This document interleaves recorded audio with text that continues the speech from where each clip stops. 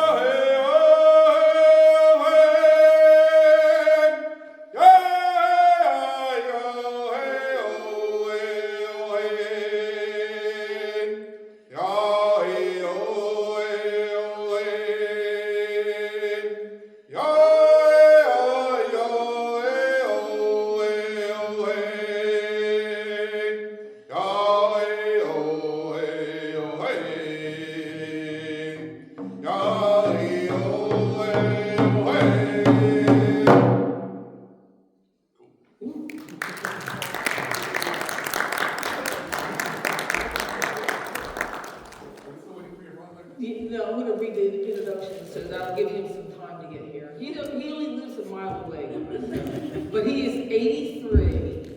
So, and we still utilize him for his stories because we love our elders, and multi-generational things are really important to us. So good morning and welcome to the Cohanzick Nature Reserve. We are honored to have you here with us today, experiencing this land and this longhouse that holds deep history and even a deeper hope. The Cohanzick Nature Reserve is more than a forest. It is a living classroom, a healing space, and a bridge between cultures.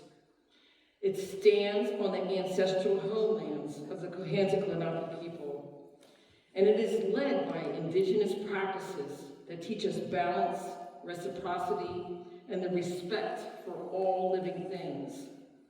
Yet the space is open to everyone, every neighbor, every child, every family in this area. We believe that the health and wholeness begin when all people, regardless of background, can reconnect to the land and with one another.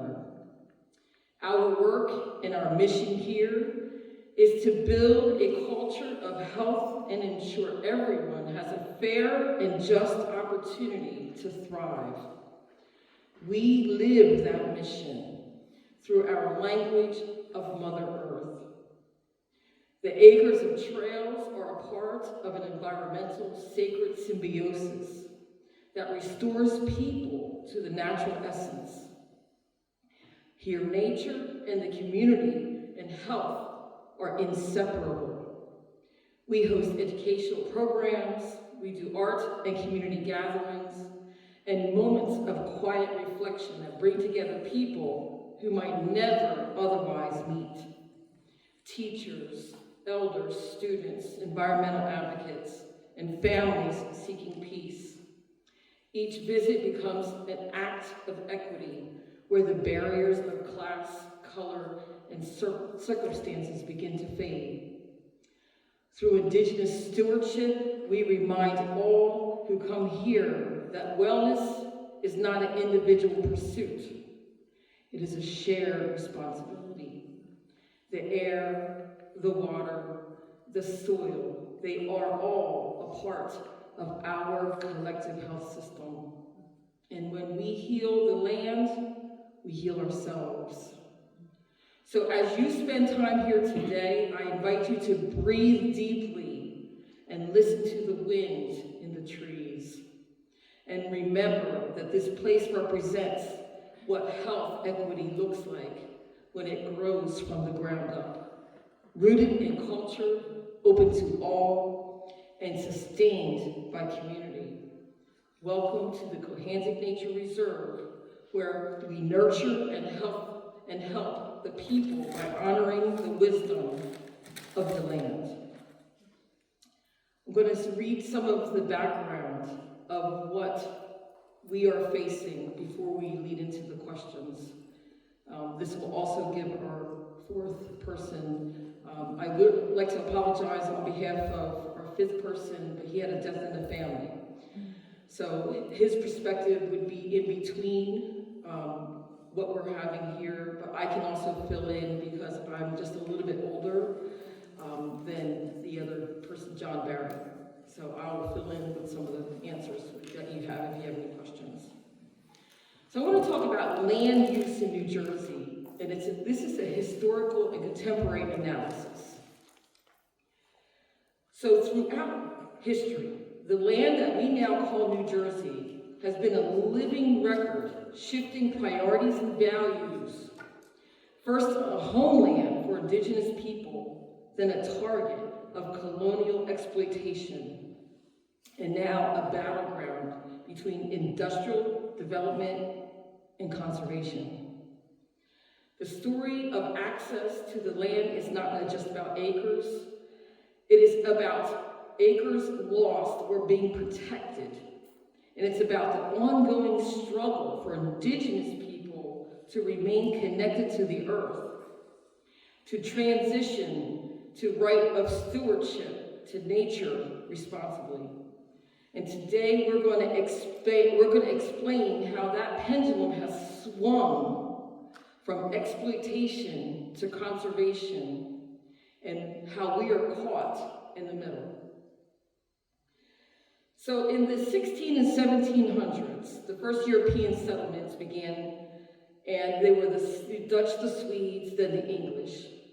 By the 1700s, large tracts of forest were cleared for agriculture, settlements, and shipbuilding. The estimated pre-colonial forestry was 5 million acres. Almost the entire state of New Jersey was forested. By 1900, 1.2 million acres of forest remained. We went from 5 million acres to 1.2 million acres, just from the Industrial Revolution. So that's 80% of New Jersey was cleared by 1900. And these are all sources that you can look up yourself.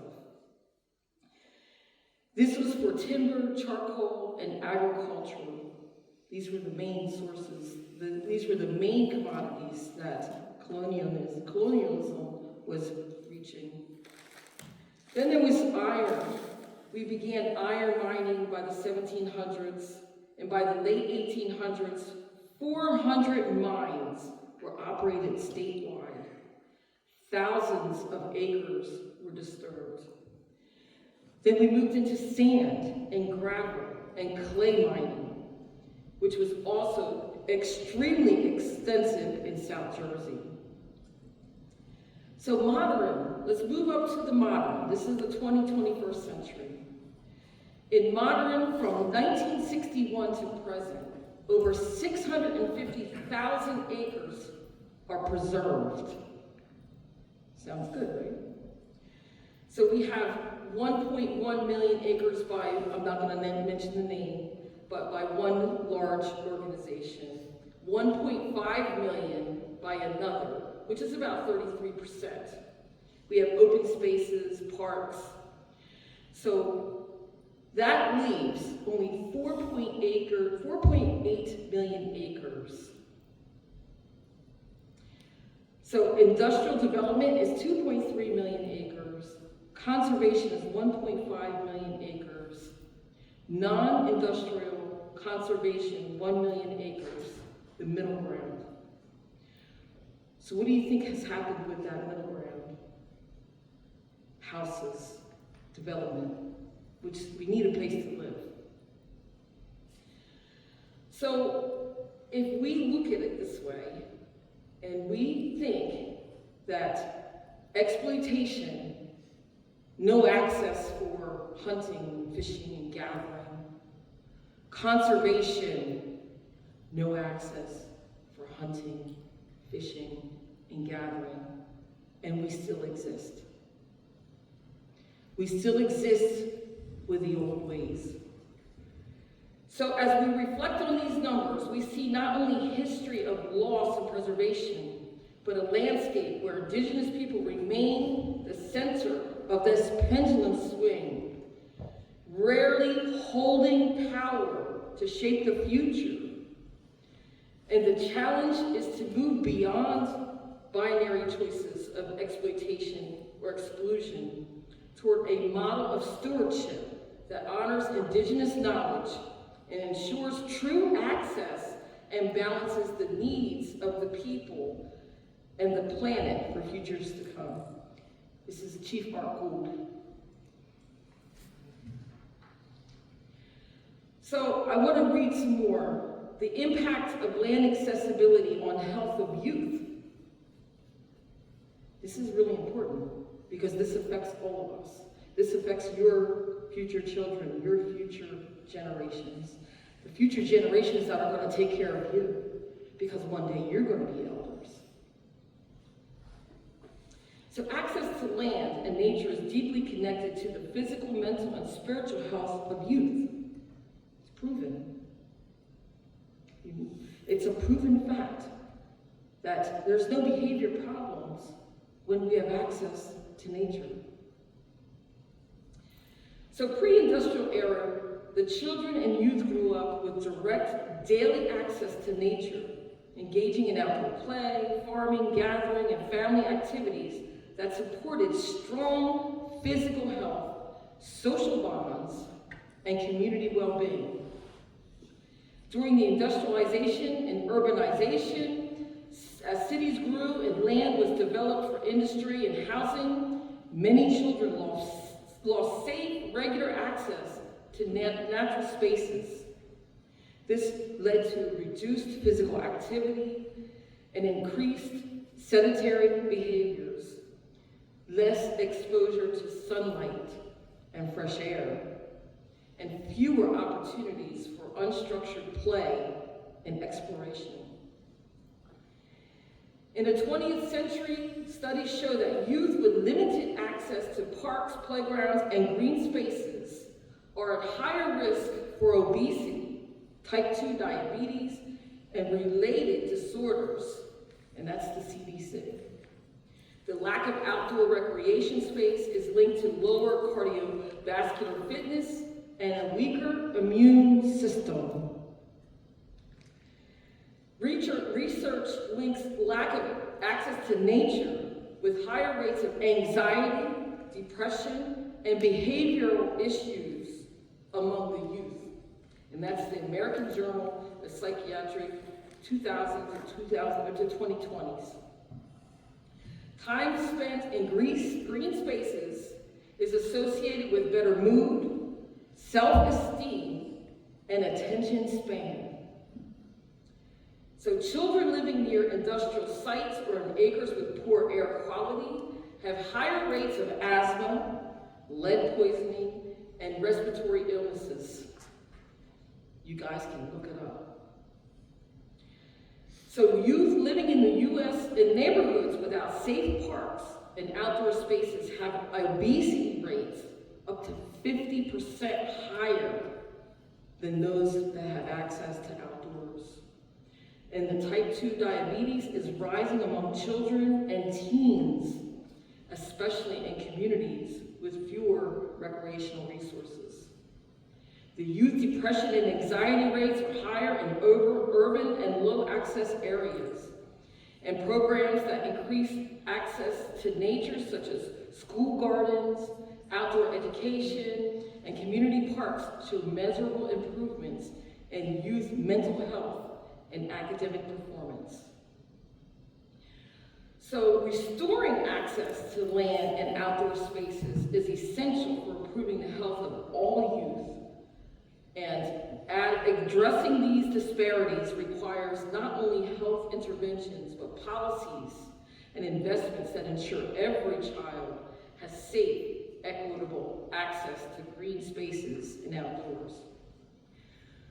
So, we have this beautiful space here, and we reached out to the schools, Salem County and Cumberland County, 8 miles both sides. And the sad response was, there's no money for busing. No money for busing children 8 miles to a safe green space where we can teach our ways to help children become healthy, mentally and physically. So right now we are strategizing. The Cohanzick Nature Reserve and Native American Advancement Corp are strategizing. If we can't bring the children here, then we're going to have to go through the homes and the youth programs and develop our own youth program and open the door. It's no different than when you take your children to Girl Scouts, Boy Scouts, dance class. So we are going to just bite the bullet and circumvent the school districts and have our own children's programs here. And we have our youth leaders that are going to be talking about some of the access of what we're doing here, and they're going to answer any of your questions. But this is what we're going to do. When somebody says you cannot do it, it's a brick wall. We're not going to break the brick wall. We're not going to go over that brick wall. We're going to turn left or right. Because there's another path, a greener path somewhere that's going to give us access so that we can help share the ways that created a stable individual in who we are so that we can help everyone else. So here's our panel. We have Louis Swift-Otter, Fragoso, Mark Quiet Hawk Gould, Leah Watching Sparrow, Gould Ellis, and Tyrone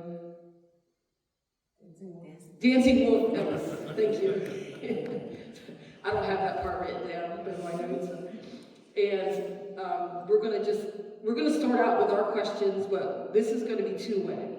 So we definitely want you guys to ask questions. And you guys visiting here is really important. It doesn't matter how large or small the group is, it's the message.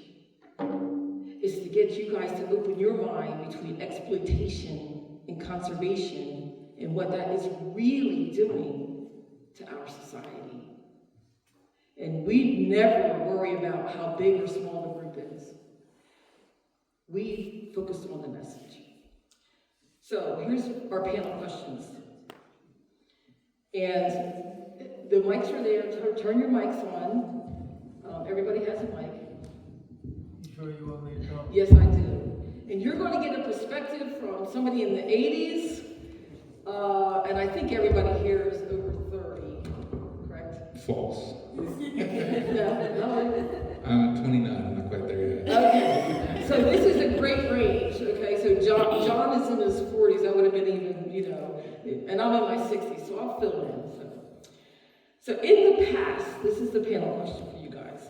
In the past, Indigenous people were able to use the land freely to hunt, gather, farm, and to hold ceremonies as a part of daily life. Today, much of that land is either used up by industry or locked away under strict conservation rules, making it harder or even impossible for us to continue these traditions. So in your family or community, how has it become harder or easier to teach younger generations about traditional ways like gathering food, using plants, or caring for the land, now that we have less acres? And are there any traditions that you may worry about that may be lost? Oh, you want somebody to speak? We can start. Whoever has it in their heart to start first. No, see, I talk too long. But I'm the oldest one here, and I'm the one that can tell you what was taken away from us. And, okay, I want to go on a different level. How many of you can go out in the woods and recognize the berries and the things that were out there that was natural habitat for us to live on? See, yes, okay, that's my daughter. Okay. When Thais bought this property, we took a walk just throughout the woods and everything, just to see what was available and what was left here that didn't get deteriorated. And the blackberries out here, man, I had a ball. Because they were there for your taking, just as many as you want. And that's how we survived. During different times, my mom would make blackberry mush. But we had to go out there in them briar patches and pick them blackberries. Apples, we made applesauce. We went to somebody's trees that we weren't supposed to, but we got the apples and we come back and we made applesauce, apple pie. And well, I guess what I'm saying is, naturally, the things are there for you. They might be wild, they might have a little tang to them when you taste them, but they're still the same vegetable or fruits that you can buy at the grocery store. They haven't deteriorated, they're still out there for us. When the Thais bought this property, I went and got some of the biggest blackberries you've ever seen. And we brought them back in here, made blackberry mush, put on a biscuit. And so, life hasn't changed. The life is trying to be changed for us. And we need to stand up we need to go back to the old ways. Because you didn't have anything to eat. In the morning, when you woke up, there was a container of blackberries sitting on your step, where one of your neighbors went out and got too many, or some fish that you better come up and clean these fish because I'm giving them to you. That's the way we lived our life. That's the way we survived. And I would truly like to go back to that way, but it's hard. It's hard for people to give up what they have.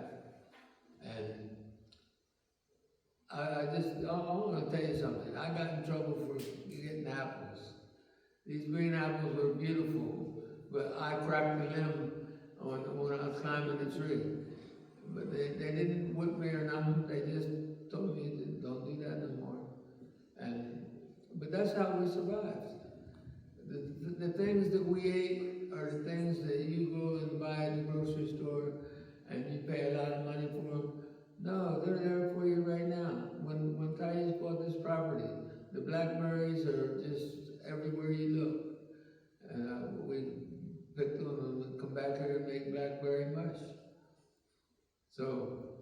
I don't even know what I'm supposed to be talking about. That's okay.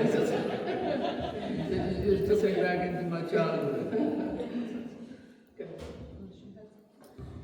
Yeah, you know, I've worked with a lot of people over the years, a lot of youth in particular, and I actually got a little bit of wisdom from a young lady who had a really good analogy about water bottles. You know, tell me if you've heard this one, but you know, you can go to any corner store and buy a water bottle for $3, $4, right?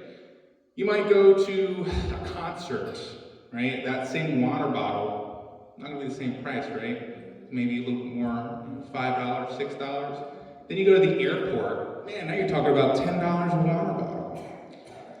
This analogy about water bottles is meant to sort of convey to you that your value changes based on your environment. You know, and so when I think about the youth and kind of these traditions that are lost and these lands that we don't have access to, it's hard for you to really gain true insight or wisdom or like a meaningful connection with an environment that you are not able to exist in, you know? So that value, to me, being having lived as a young Native person and now an adult, I realize that, you know, I'm sort of losing those values, you know, by not having access. I can't formally have those connections with the land as I once was able to. I was very fortunate growing up that I was able to go, something that I did with my grandparents a lot was camping. It was like our favorite thing to do. You know, when you're a young kid out there camping, you know, no TV, no video games, we want you to go outside, play outside. And you know, you just got dirty, you know, you played in the dirt, you looked at a cool rock. Oh, look at this weird stuff on the tree, I wonder what that is. That was building resiliency, not just in myself, but in the way that I interacted with the world, interacted with nature.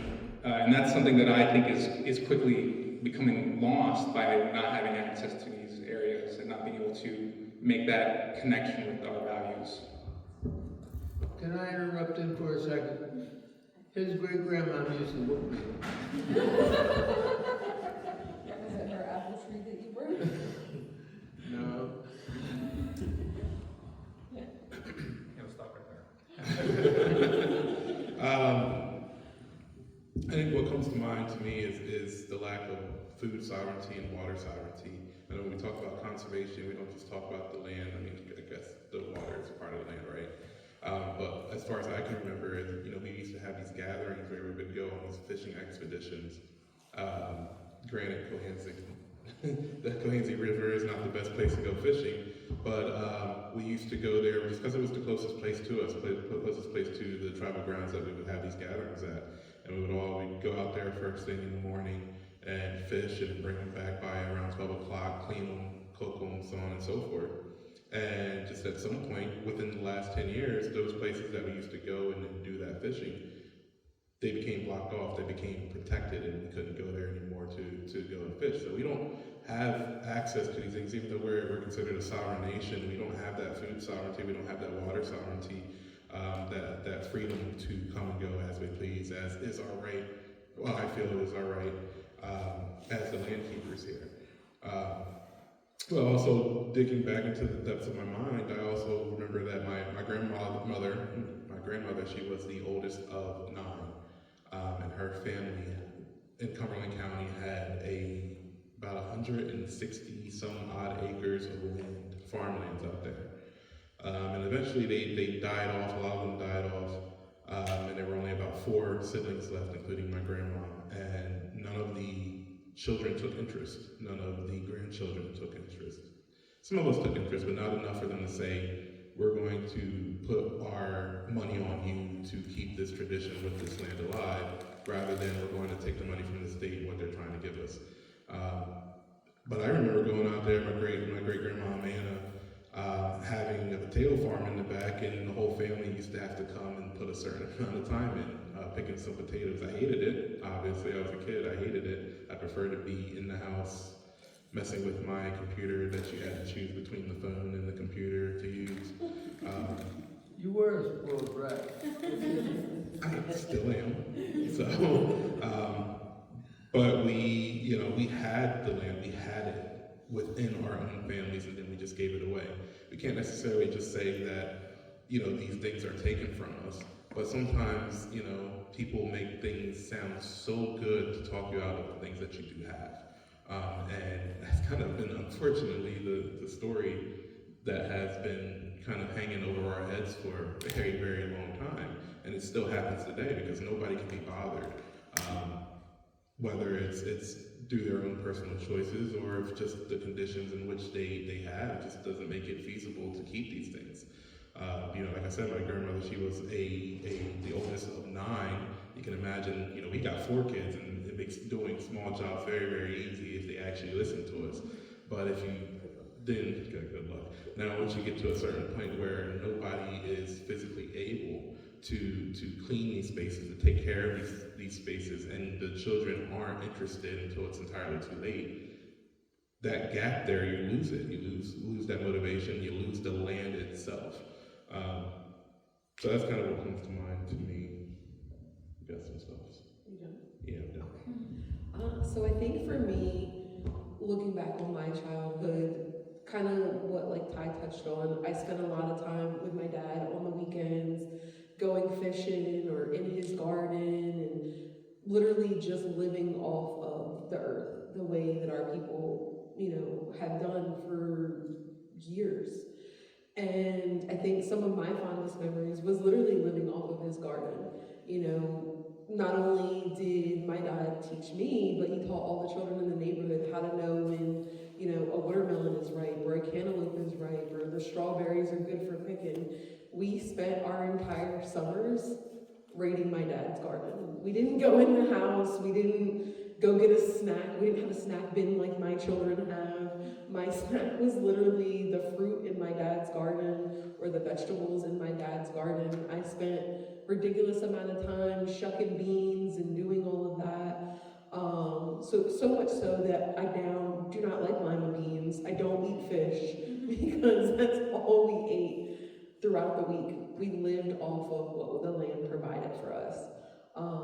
And as far as the second part of the question, when it comes to the generations that are here now, the generations that we support and work so hard, those youth, I feel a mix. I feel like while we are losing the land, and like Ty said, we don't have anywhere to take these kids fishing. We have an annual youth retreat where we would absolutely love to take them out fishing, have them learn to clean the fish and prepare that meal for us. We unfortunately don't have anywhere local that we can really take them. But on the flip side, that hunger for knowledge has not left these children. The fact that they ask the most amazing questions, they have the most amazing drive to want to do for our people. I look at all the things that we lost, and I look at the group of kids that we're working with today that they fight so hard to want to bring these things back. Last year we had a couple women, one from one of our sister communities and one from another community out in Massachusetts. And they were driving and they passed this deer. And they immediately called Ty and they're like, we want to get this deer. It looks like it's, freshly dead. We can do so much with it. And Ty's like, all right, well, I'm busy. Come get my truck. And that's what they did. They came, they got our truck, and they brought this deer back to, our tribal property, and they taught the kids how to break down that deer fully. One of our youth even knew a lot of that stuff, because they had been out hunting with their father, their grandfather, and they kept that knowledge. So seeing the youth want to get disgusting and tear apart this deer, or this summer during our annual retreat, we had an Indigenous chef come out and taught the kids about food sovereignty. And prior to that, we took the kids to Native Roots Farms in Delaware, and they got to plant the seeds for the upcoming growing season. And then some of the seeds that they planted, those squash, those things were brought here, and the kids got to make desserts and things like that with what they grew. So I think I have hope for the future. Looking at the group of kids that we are working with today and their desire to want to bring back all of these traditional ways, they're going to find a way. They're going to push us to help them find a way. So I think for me, while it is getting more and more difficult because we don't have the spaces that we used to have, these kids are going to make it happen. And that's all that matters to me. So I want to add too that, we host a lot of children here at the reserve. And we hosted one group and they were termed behavioral problems. But when they got here and they were in the open space and on the trails, they were inquisitive. They were not behavior problems. No one was answering their questions. They had no access to nature. They just, what is that sweet smell? And it was just a scent of pine. And they were amazed. And it brought out so much to them. And that's when we knew that there's not a lot of kids that have access to outside. We've lost a whole generation. These stories that they're telling about our tribal youth, that's not normal. That is not normal. These children and our communities do not have access to outside. There's an inequity of outside in our injustice areas, our neighborhoods, that we don't have outside access, and then we want to hold them in a classroom and then try to control their behavior. As a girl, I was always looking out the window. I can't imagine the boys that can't sit still. Not only I was up out of my seat a lot too, so which I still have my report cards. He was always up and out of the seat looking out the window. Wonder why? You're keeping me in this box, and I have a curiosity for what's on the outside of the box. So we see it. So we are coming up with ways to help others our tribal youth from a very early age have access to outside. They're running barefoot on the trails and they're eating berries. And sometimes when we host groups, the parents are like, don't eat that. And my daughter was like, okay. And everybody else is eating that, but they won't let their child eat the berry. We have tons of huckleberries here, by the way, and blueberries. So, when you're telling kids don't eat the berry, and I just want to mention too that we're not losing a generation. We're trying to help this generation. When we expose people that are already 17, 18, 21 to nature, and they've never been exposed, they're not going to be open-minded about nature. It has to be early. We have to catch them early. They have to go outside into virtual reality. Virtual reality is not that thing that you're putting on your head. Virtual reality is experiencing outside. That is virtual reality. And we have to get them early. We have to get them before they turn 5, so they're not afraid of nature. But I want to mention also is that the foods that we're eating is not food. If you're not picking it off the vine, or you're not going in the garden and you're not eating it fresh, and I'm even talking the fresh fruit in the grocery store that's been sprayed with all the chemicals to make it last longer, it's already dead. But if you're not eating something that has fresh microbes on it, think about this, fresh microbes in your body that you need, and you're outside in nature, what does Mother Nature smell? Mother Nature smells a parasite. Mother Nature smells an insecticide, a fertilizer in you. Mother Nature doesn't recognize human beings anymore because we don't spend enough time outside for Mother Nature to recognize us as a part of this earth. And this is scientific. So we are so full of chemicals and preservatives and pesticides and herbicides that we are foreign now to this earth. Just like that we feel the earth is foreign to us. So what's going to happen? We're going to be destroyed. Mother Earth doesn't recognize humans because we don't interacts and we don't eat fresh foods. We don't just go pick a berry and eat it with the microbes, or we don't go in the garden and pick a tomato and just wipe it off and eat it with the microbes that we need to be recognized by Mother Earth. That's just a side note. So the next question. So rethinking conservation. This is really important because conservation is good. Conservation is good because now everything cannot be exploited. You can't put a sand mine in a conserved area. But also conservation, even this place has restrictions. Lots of them. It was purchased with Green Acres funds. We have restrictions. So when we think of conservation, we think it's the best way to protect nature is to leave it untouched. But Indigenous people have always cared for the land by using it responsibly. What would it look like if we were able to combine our ideas and practices by protecting nature, but still being able to hunt, gather, and farm like our ancestors did? I think one of the biggest things that comes to mind, and it's one of my favorite things to share when we go out and we do keynote speaking or lectures or just things with youth, is the fact that our people, we were not wasteful people. We used every aspect of something, whether it be, the deer. Of course, you were eating the meat. You were using the hide, whether it be for clothes or blankets. The bones were used for tools or cooking utensils or pieces of our regalias. Even down to the tendons. The tendons were used to make sinews so that we could sew.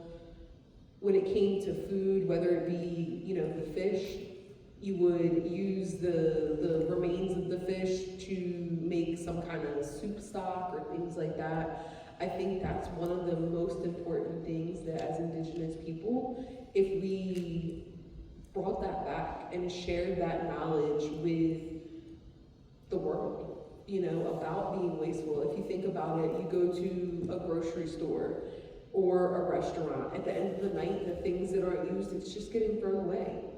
Those things could be used to feed communities that don't have things. I think that is the most important thing, where we could both protect the earth by not overusing the natural resources it provides to us, but also use it in the most wise way that we can by not being wasteful.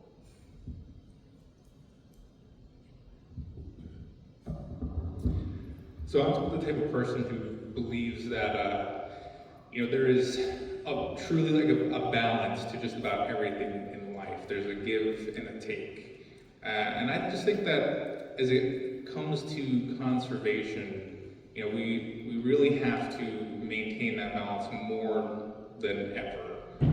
We exist with the world. We don't exist in it or on it, but with it as part of an ecosystem. We can't exist without the earth. The earth, though, can very easily exist without us, kind of like what you guys were saying here. But, I think it's not just a physical component of balance, returning what you've given to the earth, but it's also a spiritual balance. My grandparents, they always taught me whenever we use a space, whether it be camping or we're just maybe hanging out, having a picnic or something like that, to leave the space better than the way you found it. Because pretty much any time you step outside, when you do, you pick those berries, you cut down that tree, you're taking from the earth. But I believe that the earth wants balance, it demands balance. And the more we take, the less it's going to be willing to give in the end. So that's all I have to say about that. No, I got something to say, but I don't know if it's appropriate. No, with all sincerity, we lived outdoors. We ate outdoors. Mom and Dad had a job, and me and my brother, we ate what we found out there. So My mother, she was a herbalist, and she would make medicine out of what we brought back, what she told us to bring back in. So we had some white sassafras and some red sassafras. So automatically that's a blood cleanser. And we would make tea, or she would make the tea, but we would have to go dig the roots. The different berries that she had. She had, well, Nanny's, that's my grandmother. Nanny's had a special set of plants that grew alongside of the garden that we weren't allowed to touch. And we didn't know that they were medicinal. I guess I'm saying that right. Medicinal. Medicinal. Okay, I gotta have the young one tell me. You said it right. But we knew that there was a reason for what they were told to. Look, we had to live a special way, and we didn't know why. The elders didn't tell us why we had to protect certain things, or why they sent us up that black cherry tree to pick the berries.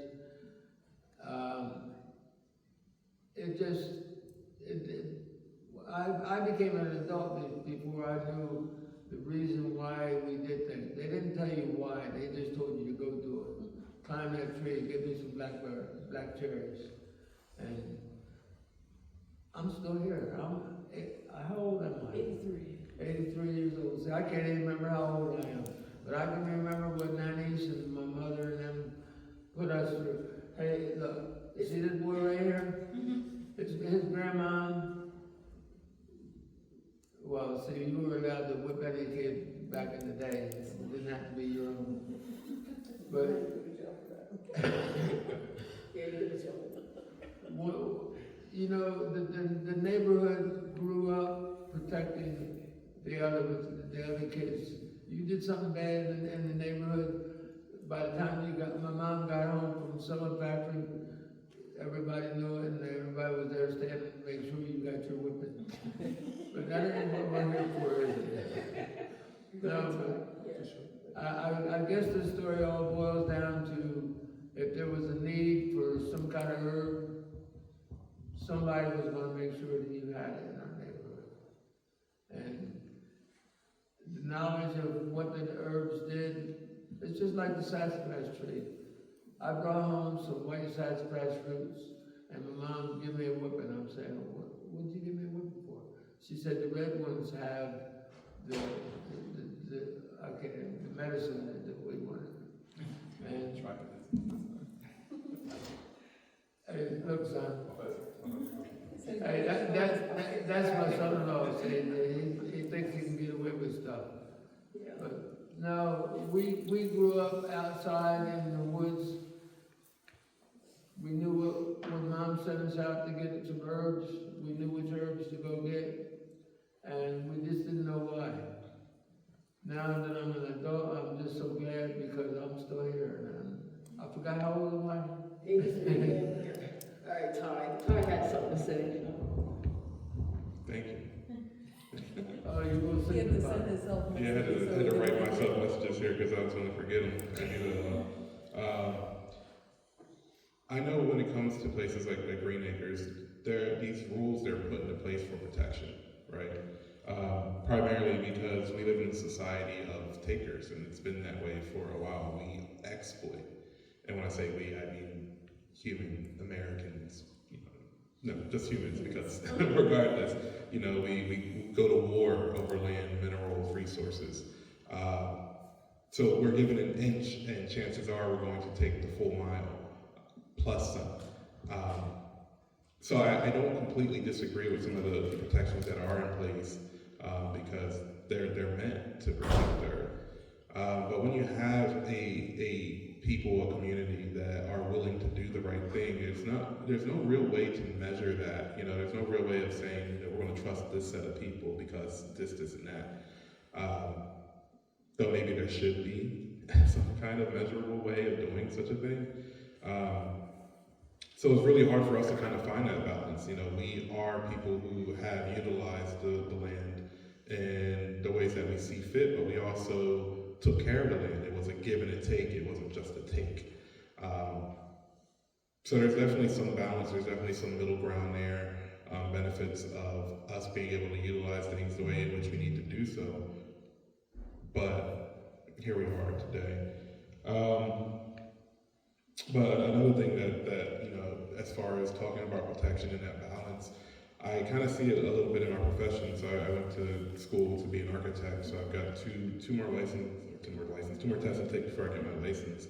And one of my favorite things, you know, when it comes to doing, kind of studying the zoning ordinances of each township has their own zoning ordinance where, you know, they focus on the amount of impervious space in which you can have on a property, or rather the minimum you should have. So basically saying that you can't have a certain amount of concrete or things that water can't go through.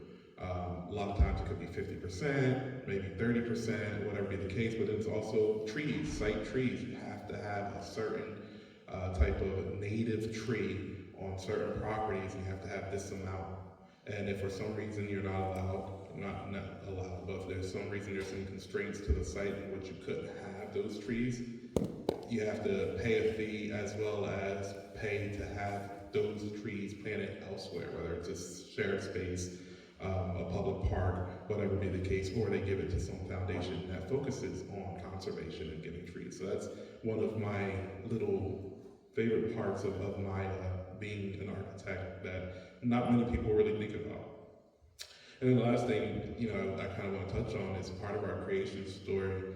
The Basink is one of our great spirits, one of the 12 spirits, and the way that I would like to describe the Basink would be like Lenape Lorax, the protector of game and hunting and kind of in the woods, protecting all of those beings that are out there. And part of the creation story is he would question the creator, like why are we put here, like why are we keeping these humans there? They're wasteful, they take and take and take, and I see no benefits of having these creatures here. And so the missing, you know, he always fought against the idea of us existing to the creator, and the creator, as well as all of the other spirit beings, the animals that are out there, they all were in favor of having us here. You know, they're the little brothers, they're the siblings in which that you are here to take care of. And so there's always that balance, I guess. I find it funny that we call them Lorax. But you know, this concept of protection with a certain amount of allowance has always existed. You know, as far back as our creation story, many versions of the creation stories, not just our communities, but others as well, have that same symbolism, I guess is the word I want. That's what I have to say about that. In that good way. So when we think about conservation and the hands-on approach, you know, when you see property that's preserved and you can just hike, you can't pick a berry, you can't touch any of the, well, what happens to that forest floor when no one's picking up the dead wood for firewood? Or no one's clearing a spot for some of the old flowers to come up? Like here, we have mountain laurel and lady slipper, but that lady slipper is struggling because of the leaf coverage. So now we, as stewards, we're going to go out and create what's called mosaics, which we're going to create spaces where there's a lot of sun and clear those areas and put like an old-fashioned living space, pre-European living space with a little hut, and live there, not live there, but, you know, maintain it, let people stay there, and then after a few years, move to another space. So we're going to create mosaics, but then what that's going to do, and this is how we lived one with nature prior to exploitation and conservation, is it's going to help some of those flowers, the flora, to thrive, that it's endangered right now. And the other thing that we have an issue with, we have here with our land management plan, is that we have a lot of deer. Because they've made it so difficult for people to hunt. They've made it exclusive. It's exclusive. And when I sat on one of the DEP committees, one of the questions that they asked, there are other groups, is why isn't anybody getting more than 1 or 2 deer? And I was like, well, you only have enough freezer space for 1 or 2 deer. We don't have that community aspect anymore, where if you get a deer, then you had a family picnic or you had a family gathering, and it's time to get another deer. So you're only going to get 1 or 2 deer for your family, and that's it. And they're expecting people to get 5 or 6 deer to control the deer population. And I know North Jersey is suffering more than we are here, because there is still illegal hunting going on here. They call it illegal hunting, we call it survival. We don't mind when somebody gets some of the deer because we have too much deer. But when you have a vast amount of conserved and preserved land that no one's allowed to hunt on, it's going to be overrun with deer. They're going to eat the lady slipper and the Indian pipe and all the other endangered flora, and it's not going to exist any longer. That's out of balance. That's exactly what they were saying. There's no balance. So we're hoping to wake everyone up so that there can be some policy changes so that we can have access and be stewards of some of this land. We are 63 acres in the middle. This Burden Hill Forest is over 1,000 acres of preserved land. There's only 63 acres that we have paths on that we have true access to. And yes, we're allowed to go on all the other land, but who wants to, walk on paths that are really not paths, that, you have briar bushes and chiggers and jiggers. Chigger's a spider and jigger's a sand flea. And be all bit up and have to use pesticides and herbicides just to walk through it because no one's maintaining it. Just think about how many acres, millions of acres that no one's maintaining. You have four-wheelers, you have illegal parties. There's a lot of stuff going on behind the scenes, and there's no stewards of it. So, and it's not a bad thing that we preserve this land. I definitely agree with preserving it so it can't be exploited. But now we have to figure out the next path to stewardship of these lands. So my next question is barriers and solutions. What are some of the biggest challenges that our community has faced when trying to use local lands like hunting, gathering, or ceremonies? And have you seen any good changes or partnerships that made it easier? And what do you think can help? And think about some of the lands that we used to have access to, like the Cohanzick Country Club, that now belongs to Fish and Wildlife, with the big mound blocking access to where we used to put our boats in. So think about some of those challenges of the preserved land, and the fact that, and then think of the good thing that we have this land and what the difference is. Because at one time we used to own a lot of property. And like Ty, I didn't even know your great grandma had 160 acres. That really breaks my heart. And as a real estate agent, I help a lot of our people sell off parts of their land so they can save their house. Now, in this day and age, and it's breaking my heart. We used to own all of River Road, almost all of Buckshooter Road, which is just our immediate family in my day and age. And now we own 1 or 2 houses.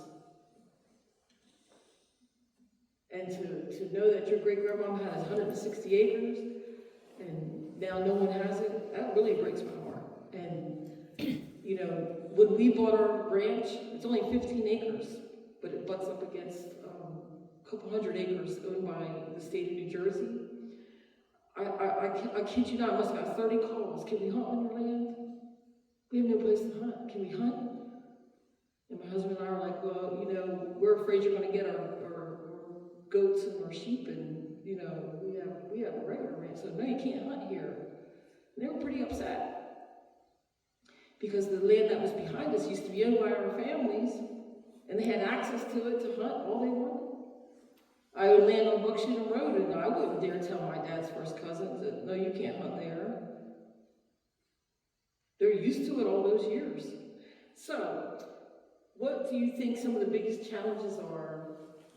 And what do you think some of the solutions are that could help some of these challenges to us being one with land, because that's who we are? Well, one of the primary challenges to me is exactly what you said, is that, you know, we're giving the land away. We're being, I don't want to say swindled out of it, but we're being convinced out of it. And, you know, people who have made a living, whether it's just to actually get some financial gain from hunting and providing to other people, or actually just feeding their families, you know, they lose access to certain places. But we do have people who are, like, for example, my family, we all know what we know, but they don't know about the Grove. You know, that's where we used to have our ceremonies, our naming ceremonies, our weddings.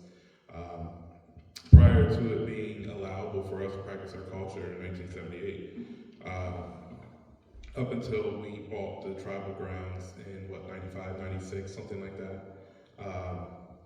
Part of it is also the loss of appreciation. Once you start losing appreciation for these things and taking it for granted, people start getting, you know, they no longer want to take care of it. And sometimes it's because there's just a small handful of people who are taking care of these things, and that they go underappreciated or they get done wrong. It's like, what was the saying, that no good deed goes unpunished? We're definitely living through that now. And I know, for example, my grandmother, who was the owner of the Grove at the time, she remembers, I remember her last, you know, with her dying breath saying, you know, give up all these people, they're unappreciative, and so on and so forth. She died with her property still looking torn up from when our community used to go out there with the picnic tables and have the parties and do the hunting and all the ceremonies. There's still picnic tables out there to this day with rusty nails sticking out of them. They're all falling apart. The old plastic lanterns that were hanging from rope back there, it's all still there, crushed up on the ground, broken. You know, I believe one of the nails went through my brother's foot at one point in time. She was not happy about how we were exploited by our own.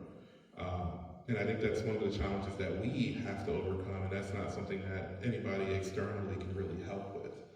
That's something that's our issue, right? But that's not just specific to just that place, that's anywhere, that's here as well. I mean, we have these amazing ideas, I think, and we're seeing a lot of them come together. But at the end of the day, who takes care of these things? I mean, we're only a handful of people ourselves, and we're juggling a lot. Ty has become very, very good at delegating and giving other people a thing, and I need to get to that point too. But then at some point, the resources that you have, the people who are interested, either they no longer become interested or something happens in their lives where, you know, they just can't anymore. They can't do it.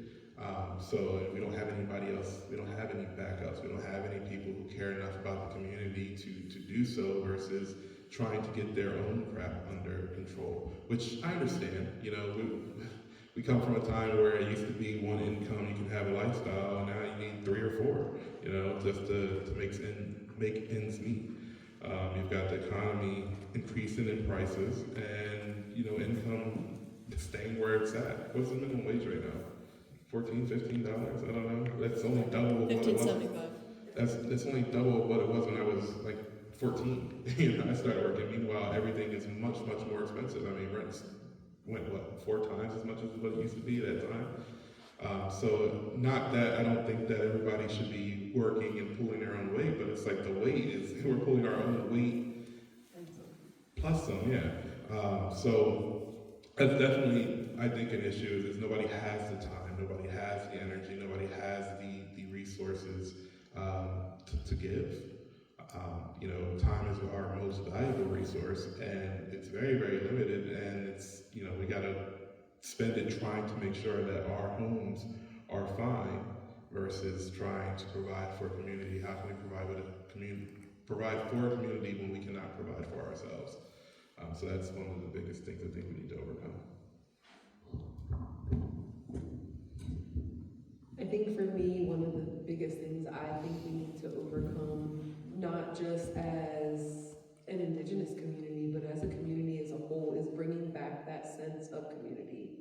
You know, growing up, I spent a lot of time around our tribal community, whether it be weekend events, just little family get-togethers, or large tribal events where we're inviting our sister communities, but not just in our community. I spent a lot of time in the communities that surrounded me, whether it be, you know, our neighbor, his whole family was from Salem.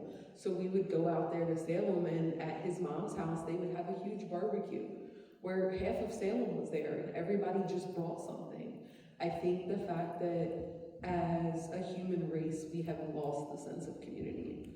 And that is probably one of the biggest barriers, because we just trip over our own feet. We allow things to get in the way.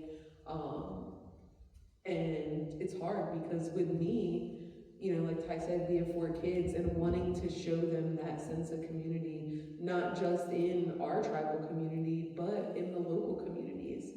And I think one of the things that stands out for me is seeing how my children interact with those communities. Not just our tribal community, but we travel up and down the East Coast all summer going to powwows, and we took our youth to the Unity Conference, and seeing them make these lifelong friendships, and seeing the way, like my oldest, all through high school, his secondary family, his football team, the way they rallied around our culture. So much so that during warm-ups, they were listening to Indigenous music. They were learning the things from him. They were learning about our culture and the way of life. You know, my kids openly share our way of life, whether it be with their friend group, with their school, we're out doing, you know, public interactions. I think letting our children know that it's okay, that it's a proud moment to want to showcase who we are and the knowledge that we possess. I think another thing in overcoming these barriers is the partnerships that we're developing as we're out, whether it be, you know, here in the events that Ty has, or the events and things that we do. We make a lot of partnerships with a lot of amazing organizations that want to help us and serve our community and help us get back to those certain things, whether it's how do we, you know, bring a community garden, or how do we bring the resources to our community, all while supporting the surrounding communities. So I think being open to fit in our time, our crazy schedules, events like these where we can share our knowledge, it makes the people that we're sharing the knowledge with, they go out and they want to share the knowledge, and they want to tell, oh, I went to this event at this nature reserve and this is what I learned. And it brings more people wanting to gather that knowledge. And I think that's one of the most important things. It's my turn. Yeah. I don't know whether I should speak what's on my mind or... No, I'm going to. I'm 83 years old. I've lived through transitions from my grandparents to my mother and father, and I saw the prejudice, everything that was allowed to get in and interfere with our being of one family. And one of the things that I came up with was the fact that these people are afraid of letting their family heritage come through, because we stopped being Indian for a while because we were being punished for different things that we shouldn't have been punished for. We shouldn't be allowed to live our life. And I'm one of the army, I don't know if you could tell by the smile on my face, but I'm one of the armiest little boys that was in the tribe. It's just like, I don't know if you guys are familiar with Bridgeton or not, but Panville Avenue was one of my ways that I had to walk my little red wagon to go fishing. And I had a 5-gallon bucket of fish on the back. By the time I got done fishing, the 5-gallon bucket was full, and I'm walking down Panville Avenue, and women from the families come up and say, hey little boy, you got any fish for me?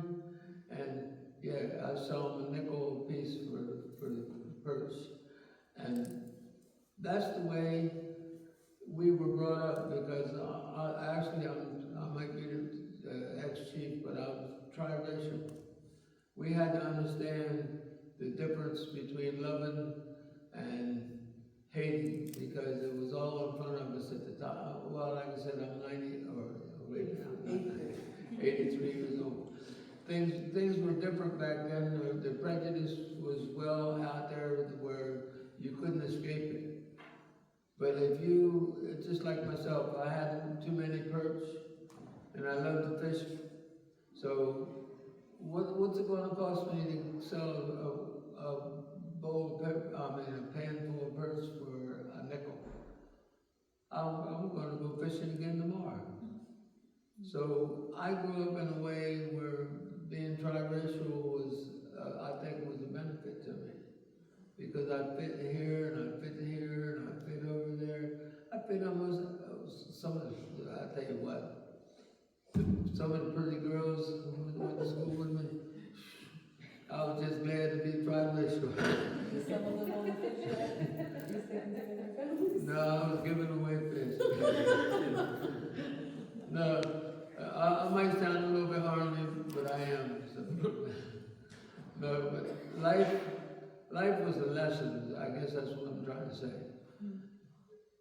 If you hated, it didn't do you any good. You were alone by yourself, hating. If you loved, oh my God, here I'm getting ready to start again. But if you loved the people, then you had opportunities. You were, okay, I should say you. I was part of so many different families because of my actions that I love. And me being triracial gave me the opportunity. I didn't really understand it at the time because I was a little boy. But by the time I got to be in high school, shoot, them girls loved the heck out of me. Wait a minute. Did you have anything, Lewis, for this one? Some challenges? My daughter just cut me off. Oh, no, I didn't. You said okay. No, I'm good. You're Why are you turning letting good. him pick with the dummies? I'm not sure what I could add to what was already said, but something that came to mind that I think is worth considering when we think about like the obstacles and solutions is technology, and kind of like what role that plays in our society. And I'll just kind of keep it brief here, just because I'm not like a tech mogul or anything like that. But I was part of the generation who saw technology shift from like flip phones to the smartphones that we have now. That huge shift that we made in technology and in connectedness. But at the same time, I believe that a lot of the things that we consider strengths can also be considered our weaknesses. We're more connected than we've ever been in history, technically. But I'm sure there are those of you today who feel the non-connectedness with people that you once were, even though they're closer to you than the person you're texting or messaging. I think social media has had a large impact on the way people place values on things. And sort of another obstacle as it relates to our conversation is, I talk to so many people who they want to see these lands, they want to travel, go to these places, but you know what they'll settle for doing instead? Watching videos of it. Exactly. Watching a YouTube video. I don't have to go to Japan because I saw it all on TV. I saw it on YouTube. I saw it indirectly. But we all know that seeing with your eyes in person and feeling it, existing in that space is different than looking at a picture and simply watching a video. I don't think I have anything to add. I think they really covered all of it. So, Can I interrupt for one? yes, you can. I don't get a chance to talk much about this, but Lewis's great-grandma used to whip my butt. He said it 4 times already. He's going to So we know that. But I think he's trying to send a message. And that was about the fact that, when Leah was saying that we've lost community, well, that's a huge aspect when it's raising children. And Dad's touched on it a lot, is that, it takes a whole community to raise a child. Lots of eyes. And this disconnect that we have from our communities We're suffering like any other community. We have colonization within our community, and colonizing thinking now within our community. How much money can we make? How much money can we make? How much money can we make? And when you have that demon as a mindset, then community falls away. Because then humans are now commodities instead of something that you invest in. And, one of the things that we're doing here is we're making sure that when all the kids are together, they have lots of aunties. Lots and lots of aunties. And there's never been a time that we've had children's programs, up to 100 kids, that if I yell at this kid's gonna listen to me. Just like what Dad's saying. So we're continuing that community, and it's not easy. It really is not easy.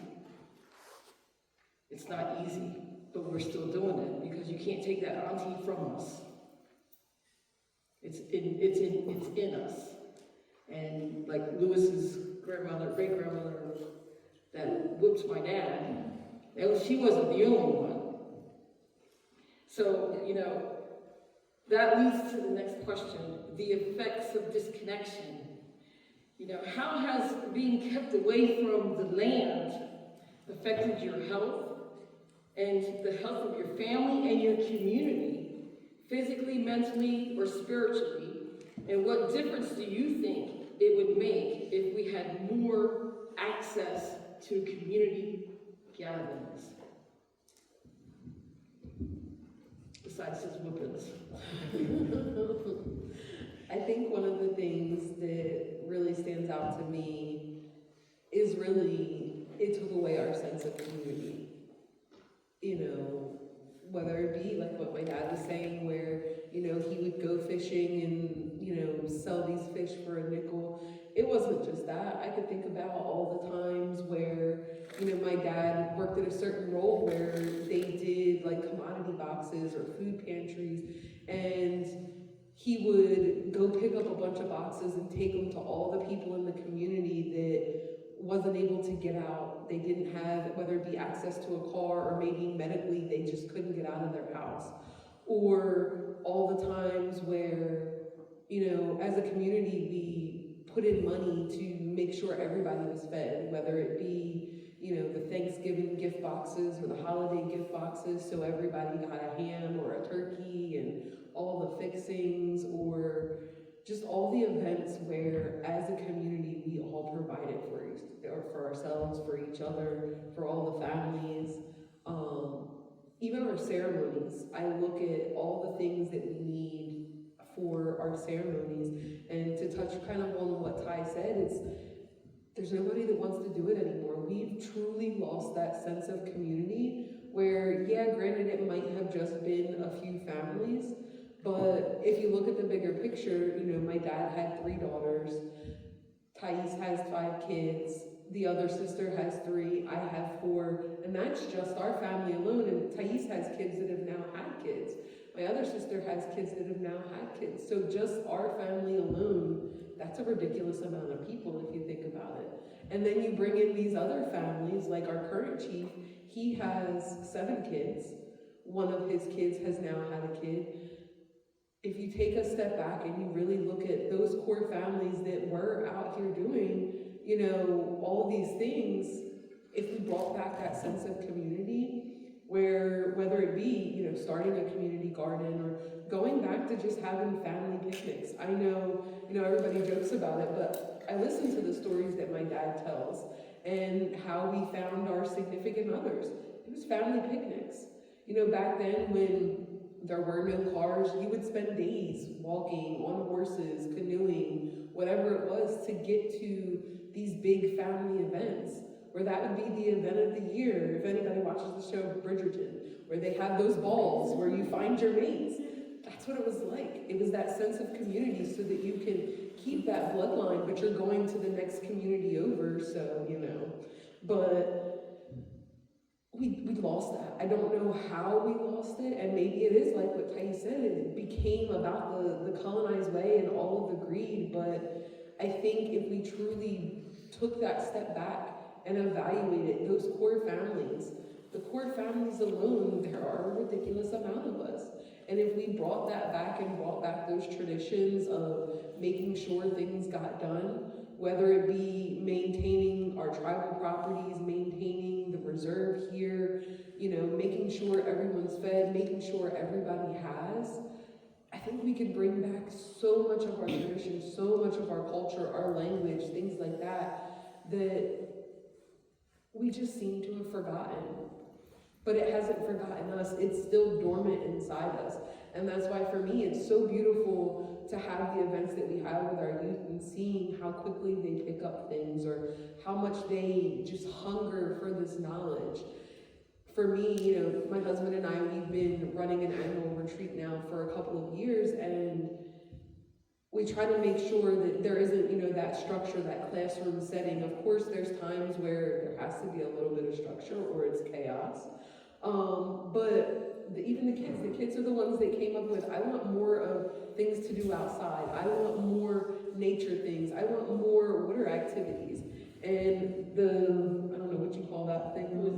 Yeah, that was one of the projects. It started with me watching something on TikTok and seeing people making self-portraits from nature. And I'm like, I want to do that. And Ty's like, I don't know how well that's going to go with children that are as young as like 4 years old. So we just sent them out to nature and told them to be creative, do whatever they wanted. And that's what they came up with. And seeing the kids have this hunger for wanting to reconnect with nature, reconnecting with our ancestral ways, it's a blessing. And I think it's something, not only as our community, but community as a whole, we need to listen to our kids and what they need. Anybody else on the effects of disconnection? Yeah. Lois has something. Yeah, this kind of brings to mind, obviously I'm the youngest person on the panel here. My experience in college was not that long ago. I'm just saying, college for me was not that long ago. But I bring that up because as a Native youth, I grew up one way, with my grandparents, being in the community and being immersed in our traditions and our culture. And I remember when I went to college, it was a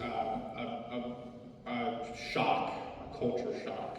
So I went to a school called St. Lawrence University. It's about 20 minutes from the Canadian border in New York. And there's actually a reservation there, the Akwesasne Reservation is very close by.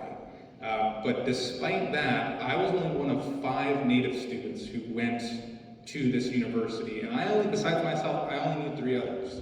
So in my world, my Native world, became very, very tiny compared to what it was.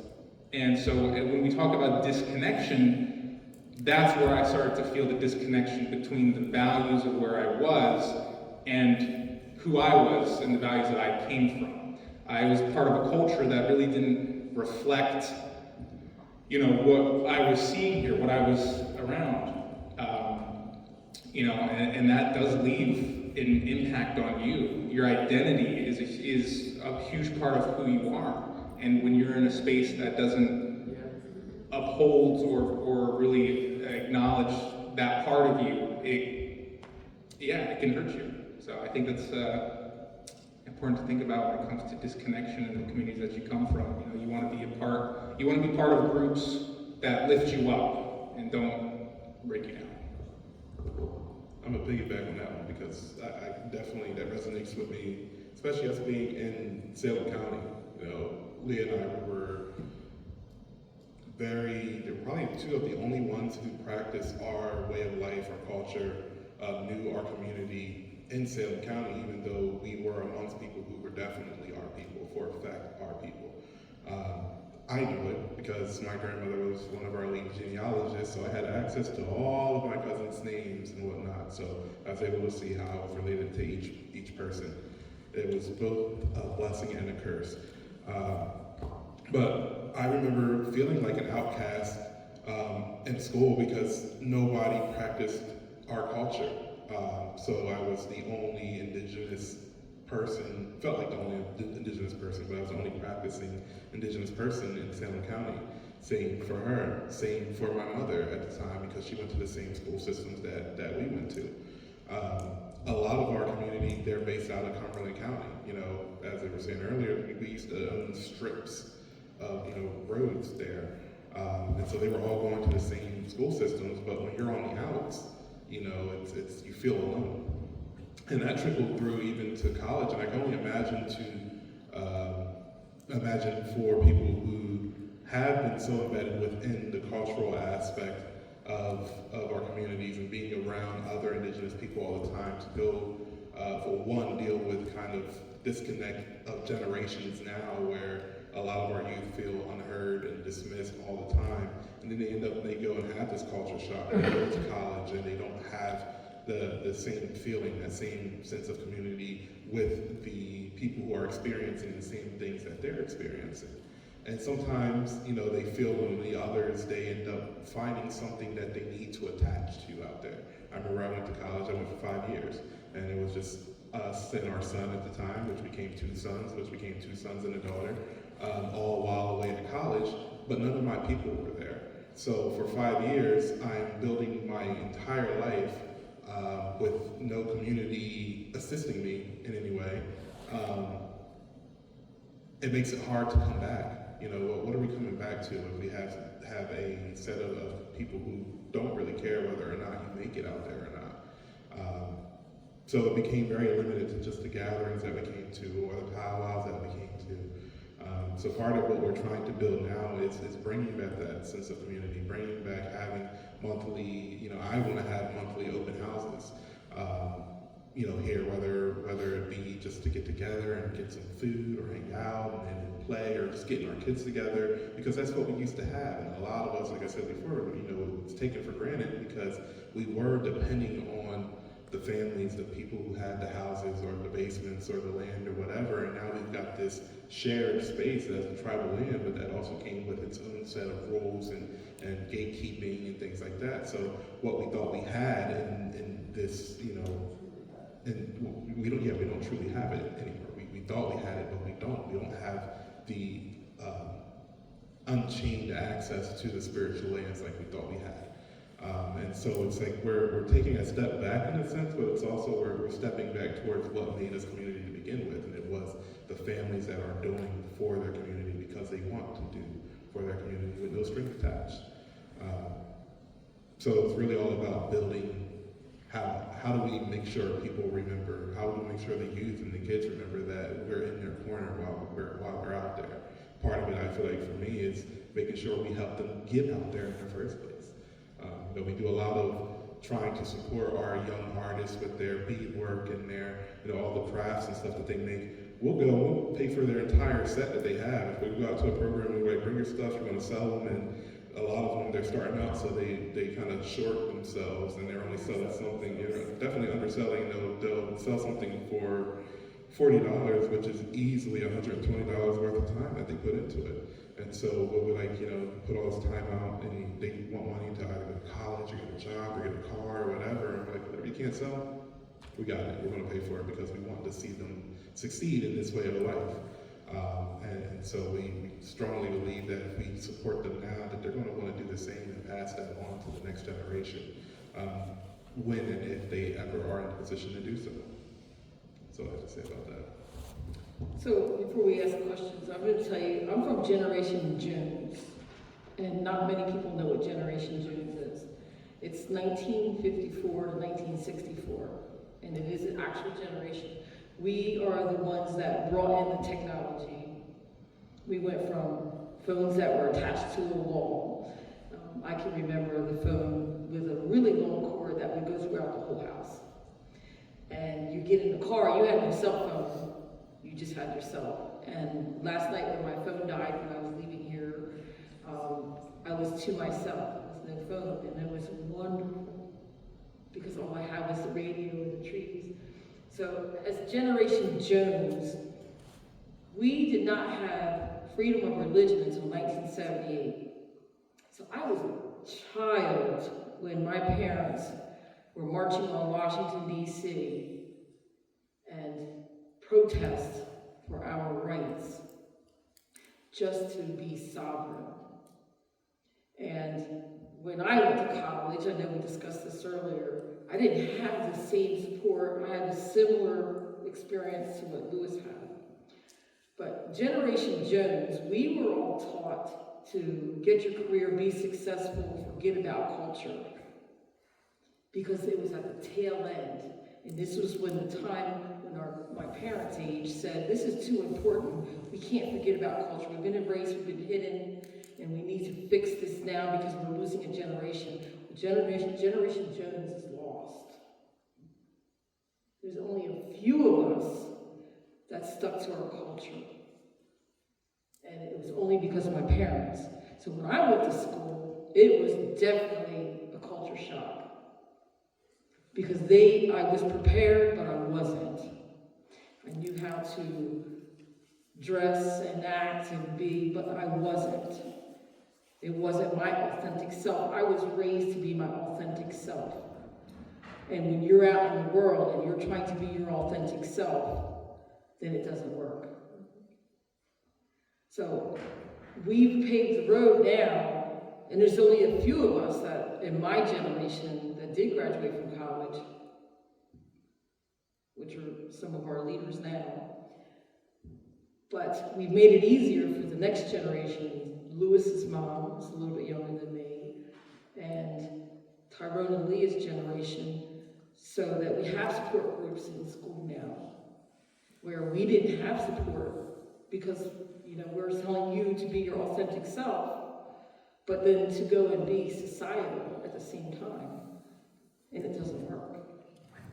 Because we're always putting on cloaks, we're putting on suits and hats and scarves and ties and everything else, but we want to wear bolo ties, and we want to wear feathers, and we want to wear fringe and long hair, and it wasn't acceptable until recently to be our authentic self.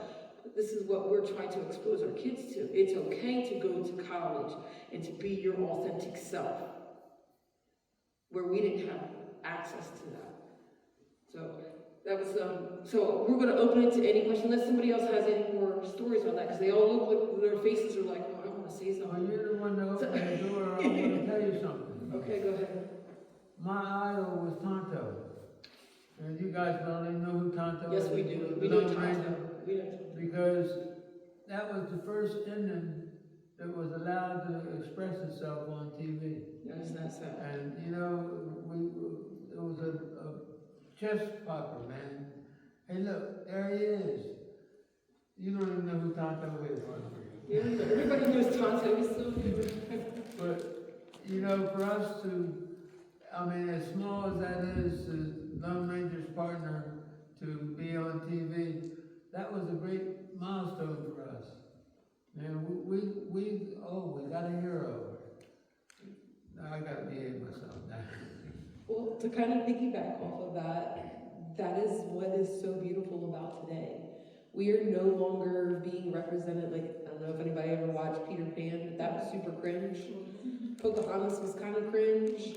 But now you have Lily Gladstone out there doing it big. She is a woman out there representing, and now all the little Native girls get to look at the TV and say, that's what I want to be. Even on a broader spectrum, it's not just the indigenous world. Look at the African American culture, having, the new Little Mermaid and all of these things. These little girls that never had someone to look up to now have people out there that look like them, that speak like them, that they could have that dream that that's what they want to be. But it's not even just that, it's the actual representation. It's our stories are now being told. Alaska Daily, that's a really good story about the MMIW calls and everything that's going on, the things that get swept under the rug. There's Reservation Dogs, which is a hilarious show to watch, but it tells the stories of what's going on. There's the comic books that, are showcasing indigenous people, and they're using real indigenous people, not just people that could pass as indigenous. They're allowing these indigenous people to speak in their language, to sing our songs, to do all these things. And that's the representation that our children need. That's what they deserve. They deserve to know that that could be them. That they don't just have to be the nothing that society tries to make us out to be. They can be whatever it is they want. And that's what we try to do. We try to push them to follow their dreams and know that when things get hard, they're gonna have people. You know, it's funny to me because, like Ty said, we are now that generation. We went from the flip phones to the smartphones to all that. And while our kids, it bothers me to see my kids always on their phone, but 9 times out of 10, when they're on their phone, they're texting their cousins. You know, they're playing video games together because we live in Salem County and their cousins are in Cumberland County. So they're playing video games together. They're on video calls. My youngest and our current chief's youngest kid, they live on the phone with each other. From the time they wake up, they get home from school, that's all they do. And they share every aspect of their lives. And I see, as annoying as it is, because I'm sitting there in a messy bun and looking rough, and here comes my daughter with her phone, like, say hi, and I'm like, hi, you know, but I see that being, that connection, that's gonna be their family, that's gonna be their people. I see my oldest and his cousin that, you know, for a little while there, they didn't get along, but now they're like best friends and they talk every day. I see them being the next future leaders, whether it be, you know, one is more political and one is more ceremonial. I see them being the next my dad and Uncle Sonny. I see them carrying on these traditions. So the fears that I had growing up that we were gonna lose our ways, I no longer have those fears, because I know that the generation now, they're going to do all the things that our ancestors fought to do.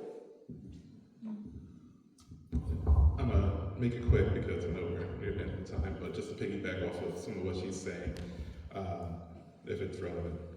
Let's talk about all these shows and this proper representation of our people.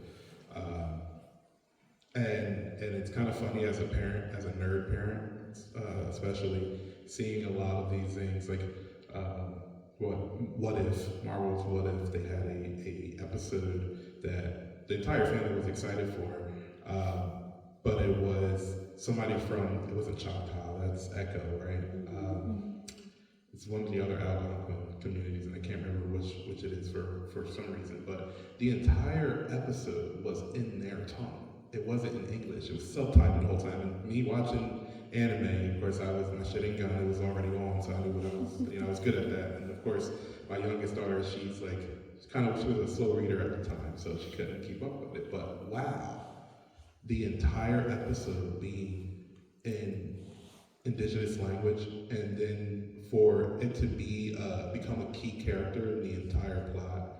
And at the end of it all, it had a sense of some of our creation stories and origin stories, or folklore, for lack of a better term, and they ended up being thunder beings, which is very, very sacred beings to us. Seeing things like that, and I dang near cried, watching some of these things and watching these proper representations, or hearing, in modern day music, you hear a hint of northern style of singing or whatever, and sometimes we'll hear something. It was on Daredevil where a song came up, it was Drop the Style, whatever, and we just looked at it like, y'all, you hear that, right? And we didn't say anything, but we just looked at each other, and then our kids are like, what are y'all on about? Why is this so important to you? We grew up in a time where we did not see these things. And so that we know that our kids are going to be growing up with this proper representation of our community, it really, really feels good. And then it also hints to another thing. My son, his school was trying to have something to honor Indigenous people at one point, and I was going to task him, because he's a student there, to go ahead and have this conversation. And he goes, well, Dad, what do I talk about? I know you guys are always talking about the generational traumas.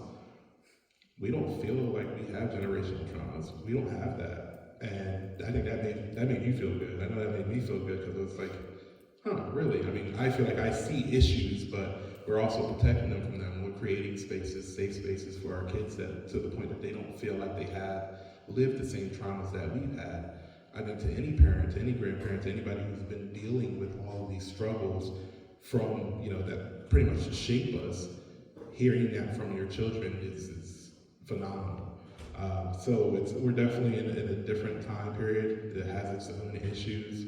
I think the work that we all are trying to do is good work, but for it to actually be validated is something totally different. All right, I'll shut up now. And I don't think it's just protecting them, I think it's giving them the tools to navigate it. Because we don't shield our children from anything. We are a very brutally honest, open people. So we don't shield our children from the things, we're very big on teaching them how to navigate this world, how to walk and have one foot planted in each world, the Indigenous world and the non-Indigenous world. And, for me, that was my whole life. My whole life was Indigenous. I didn't get to do a lot of the things that I guess you would say normal children my age were doing. I was out meeting dignitaries and I got to dance with the Princess of Sweden and I got to do all these things, but I didn't get to have a senior skip day. All my friends were at the beach and I was setting up for a powwow. I didn't have any of that, but now my children, they make the choice to choose Indigenous things, and they have the support of whether it be their coaches, their teachers, they're not penalized like it was when I was growing up. You had to choose. You want to play this sport, you have to be dedicated to sport. You don't miss things. Whereas now I have my children in year-round sports, and they'll just flat out tell their coach, hey, I have something cultural, I'm not going to be here. And they don't have to sit out a game or, be penalized because they missed the practice or whatever it may be. It's even as far as their coaches learning our kids' traditional names, utilizing their traditional names as opposed to their American names. So I think we've came a long way, and I think it's only going to continue to get better. Do you guys have any questions for us, or do you think we covered a lot of it? You notice she cut me out because I No, you can go ahead. I tell a long story. You started the story about Taco, yes. Story. We reiterated the fact that we now have more representation in our day. I didn't have any representation in my day. I still had Tonto, because I'm Generation Two. And now we have all these things. You forgot the Lone Ranger. I did. So, we've come a long way, and that's the firm foundation that your generation did with your protests and taking us out as little kids, the older sister and I, to these things, and, maintaining, letting us be part of Generation Jones, where we chose to be different and to feel the difference, but that was because of your firm foundation. So now we're just building a pillar. We're building all the pillars on his firm foundation. He laid the foundation. His generation, Lewis's grandpa, Uncle Sonny, our spiritual leader, that whole generation, they laid that foundation so that we can build our pillars on. And we're going to make sure that our pillars are strong, so that when the children are ready to build, they're ready to build that roof. So, I didn't leave you out, you started. You started the conversation. But you're welcome, you guys can you're welcome to continue. I accuse people unnecessarily. But they brought back so many memories that when they finished talking about, I'm really proud of the way that Lewis's grandma and my mom and the thing, they wrote a book about my mom, I'll be darned. But with all sincerity, the things that they went through to make sure that we were on the right path, I mean, it was agonizing just to watch. But they suffered through it and they smiled the whole time. We are somebody. I don't know if that came from a book or what, but I'm going to tell you something. At 83 years old, I realized the struggles that Ty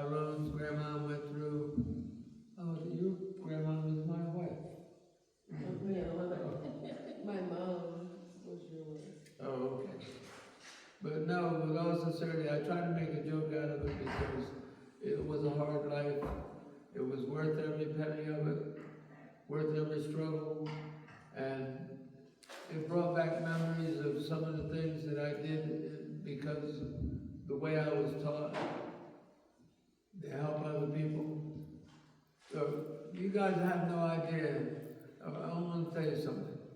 In the middle of the night, you see a truck pull into somebody's yard, and you wonder what the heck they're doing in that yard at that time of night. They were dropping off groceries because somebody was suffering. That's the community that I grew up in. That's the community that his grandma and grandpa. You know, we survived because of our generosity to our own people.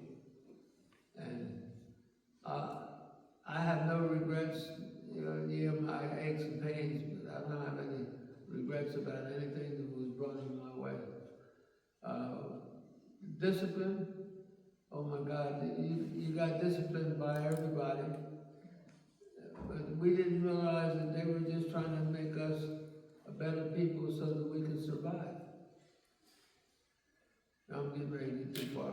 All right, so we're gonna open it to questions, unless you have something else that I didn't know if anything strikes again. So any questions, guys, at all? Yeah, go ahead. I don't know if it really is a question. I think it's just an affirming statement of I think the way you all explained your stories and your lives and the things that your families endure, the things that you guys endure, was just, I don't have any questions because you explained it so well for somebody who had no idea, you know. And it was blunt in a way of not disrespectful, but a way of just saying this is how it is and this is how it's going to be if we don't not only change the way we act and behave towards others, but the way that we think about things. Because it doesn't start by it's on other people, it's yourself, it's all within and how you take out that generosity, the give and take thing you were talking about. It's we take and we take and we take, but how conscious are we of how we give? Whether that's our time, our money, our effort, our labor, it's really taking the time to understand what are we giving to others right now? Because there's a time to be selfish, but there's a time to be selfless. And people have lost the meaning of that word, selfless. So I don't have any questions. I think it's just an affirming statement of that. I don't want to ask a question, but make more of a statement that I respect how you're very open with still teaching, regardless of everything you've been through. Because as someone who's also from a minority, what the difference between y'all is you're still open to teach. You're still open to make a difference. While my culture, they're just harboring hatred, and every time they see someone that's not from the community, they have this hatred or anger that they just want to lash out. But you guys understand that this all happened in the past, but if we don't change, if we don't make a difference, nothing's gonna nothing's gonna happen for the future generations. And I respect that.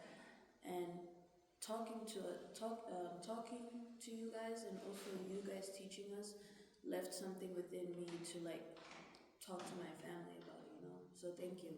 Thank you. Thank you. I think just to also piggyback off that too is then still again the hatred, the statement you made as well about how you can hate, but where is that really truly going to get you? You can harbor this pain and this negativity inside of you, and show it outwards. But you think about how many times as a society, as a world, as a community, we've done that.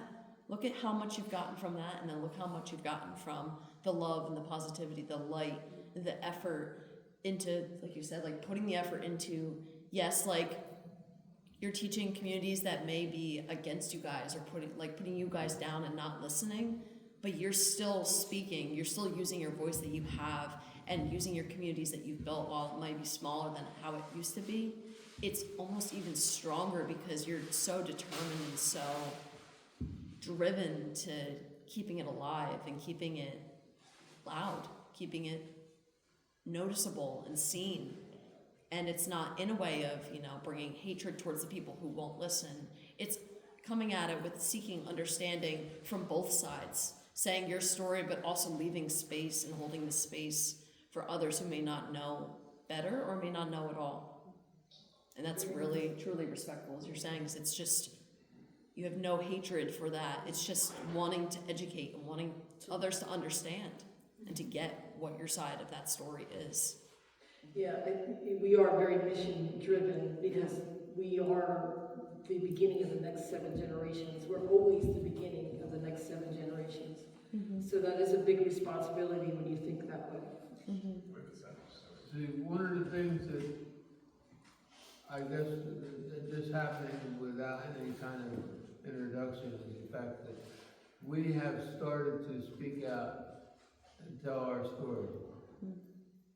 You can't imagine how many other communities have the same story, but they don't know, even though they might be against you today, and then as soon as you tell your story, they find out that they're just like you.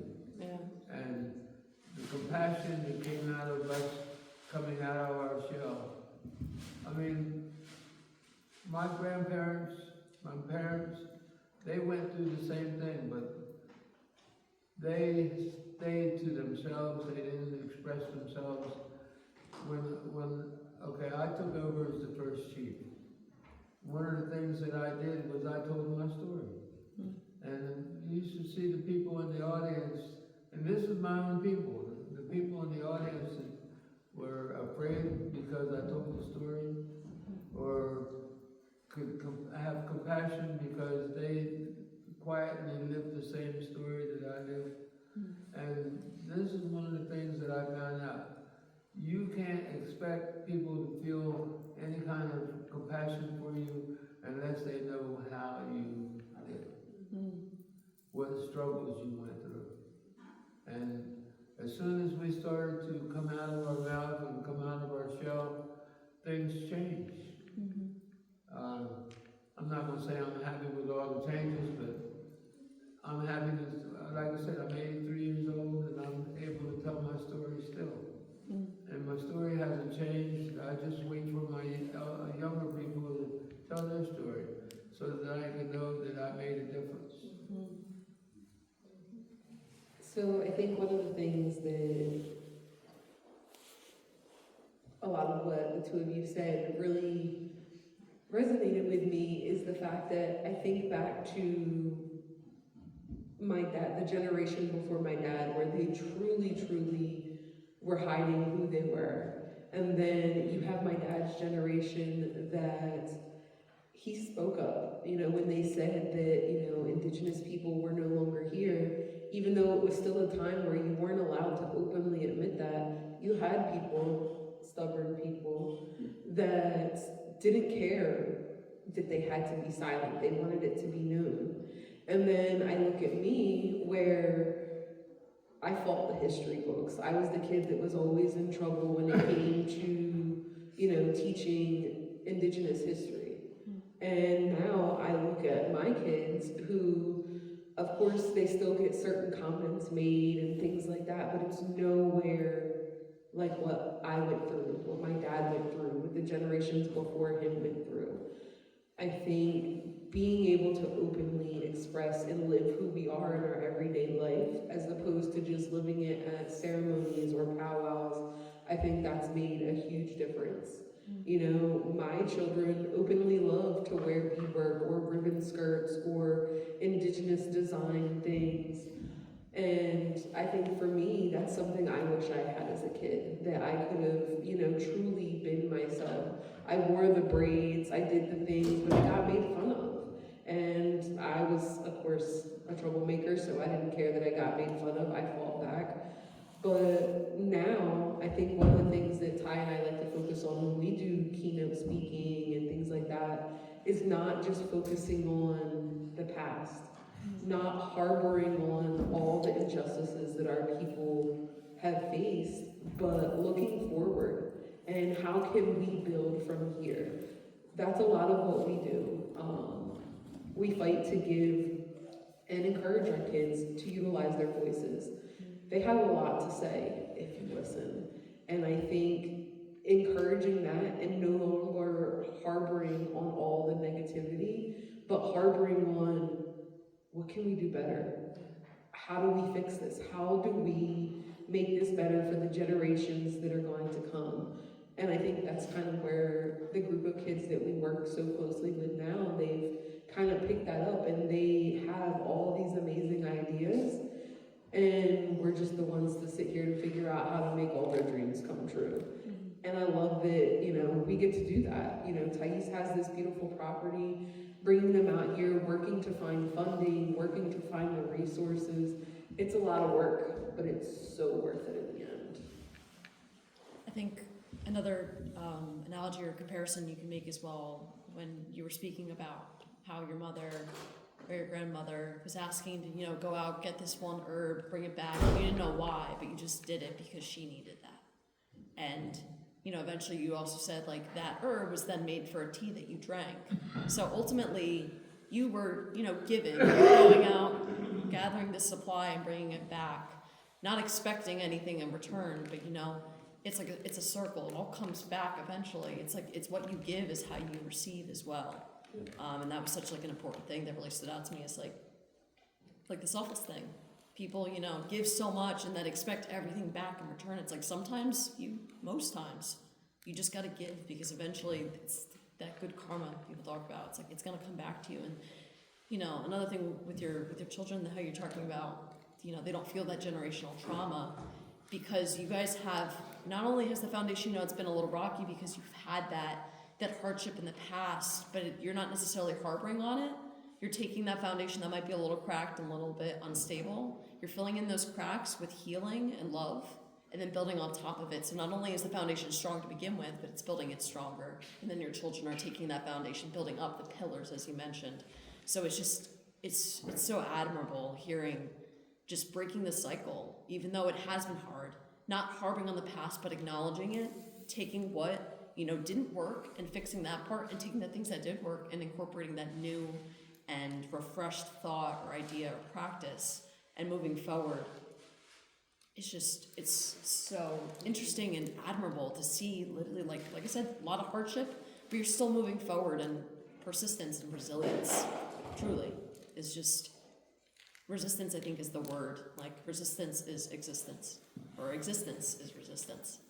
I think one last question. Back to your points, talking about lack of access to nature and the negative implications it has on us as people, whether it's through our behavior, whether that's through us just being stable individuals. And I used to be a social worker before coming into higher ed, and I would always notice that these key fundamentals, although we never used the lens or the words that these were indigenous practices, children that were able to encompass a lifestyle where they spent time outside, got sunlight, got fresh air, were able to explore their interests, right, and had limited screen time, right? They really just didn't have the same behavioral challenges as like other children. And so hearing you guys that have children and have raised children and learning how to like finesse the tightrope of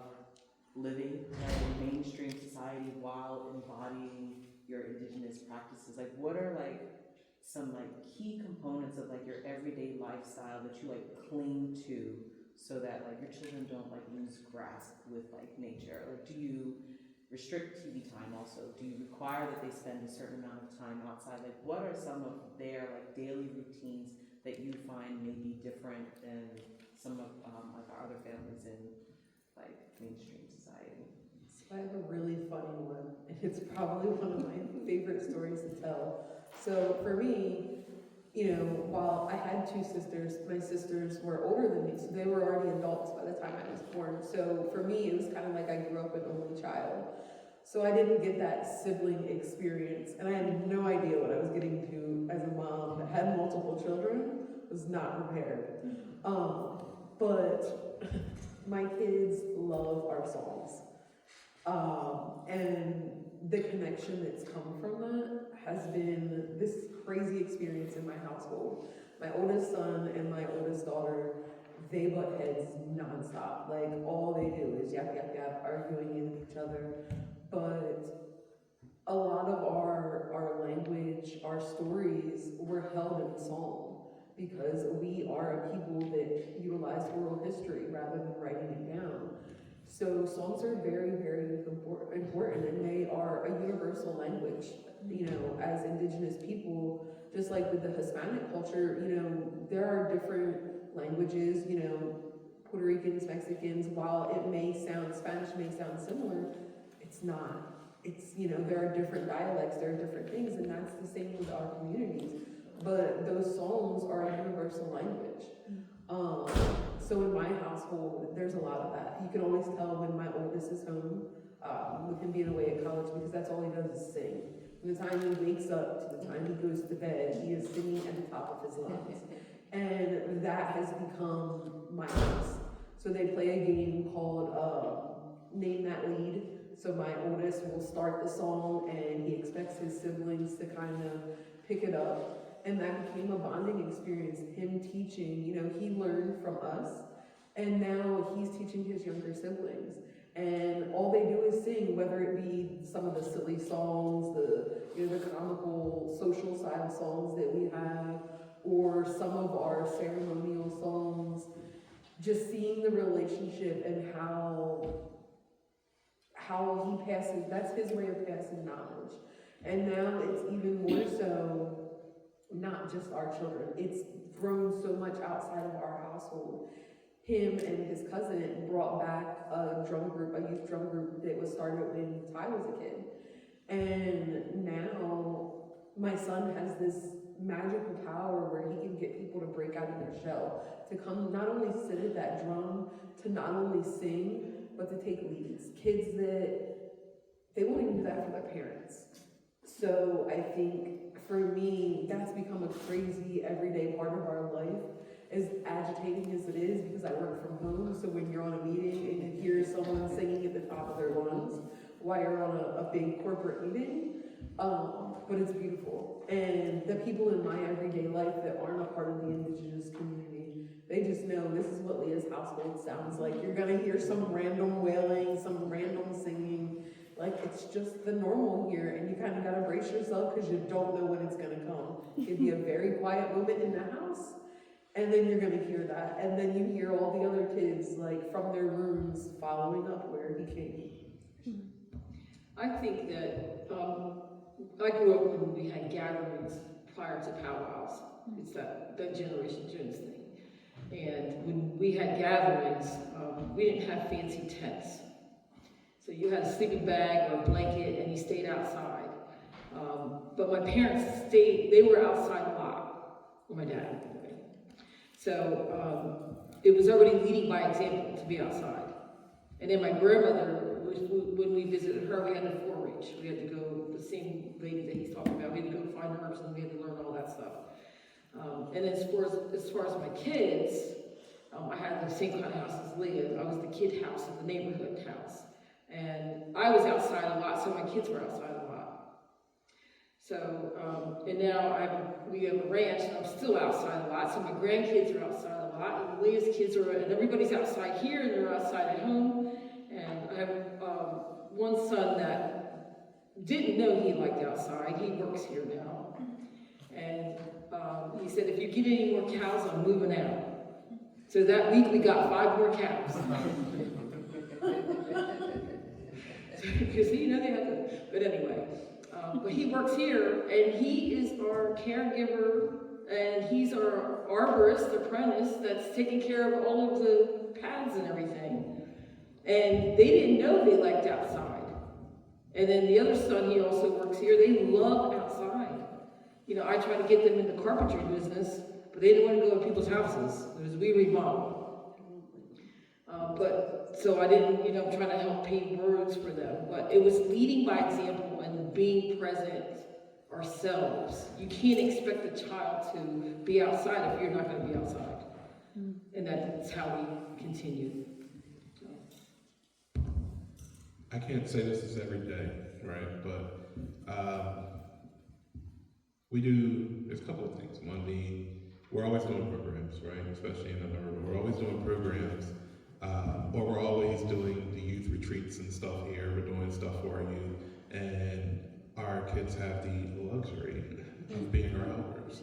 So they have to be here an hour or two early. They have to be here an hour or two late, helping clean up, helping set up. And I know that part of them hates it, you know, as kids, they just want to be kids, but at the same time, I feel like I see the satisfaction that they get being able to help prepare and then being part of the solution, more or less. You know, a lot of them have become caretakers. They're all really, really good with kids, but for some reason they are terrible with each other as siblings, but they're really good with everyone else's kids.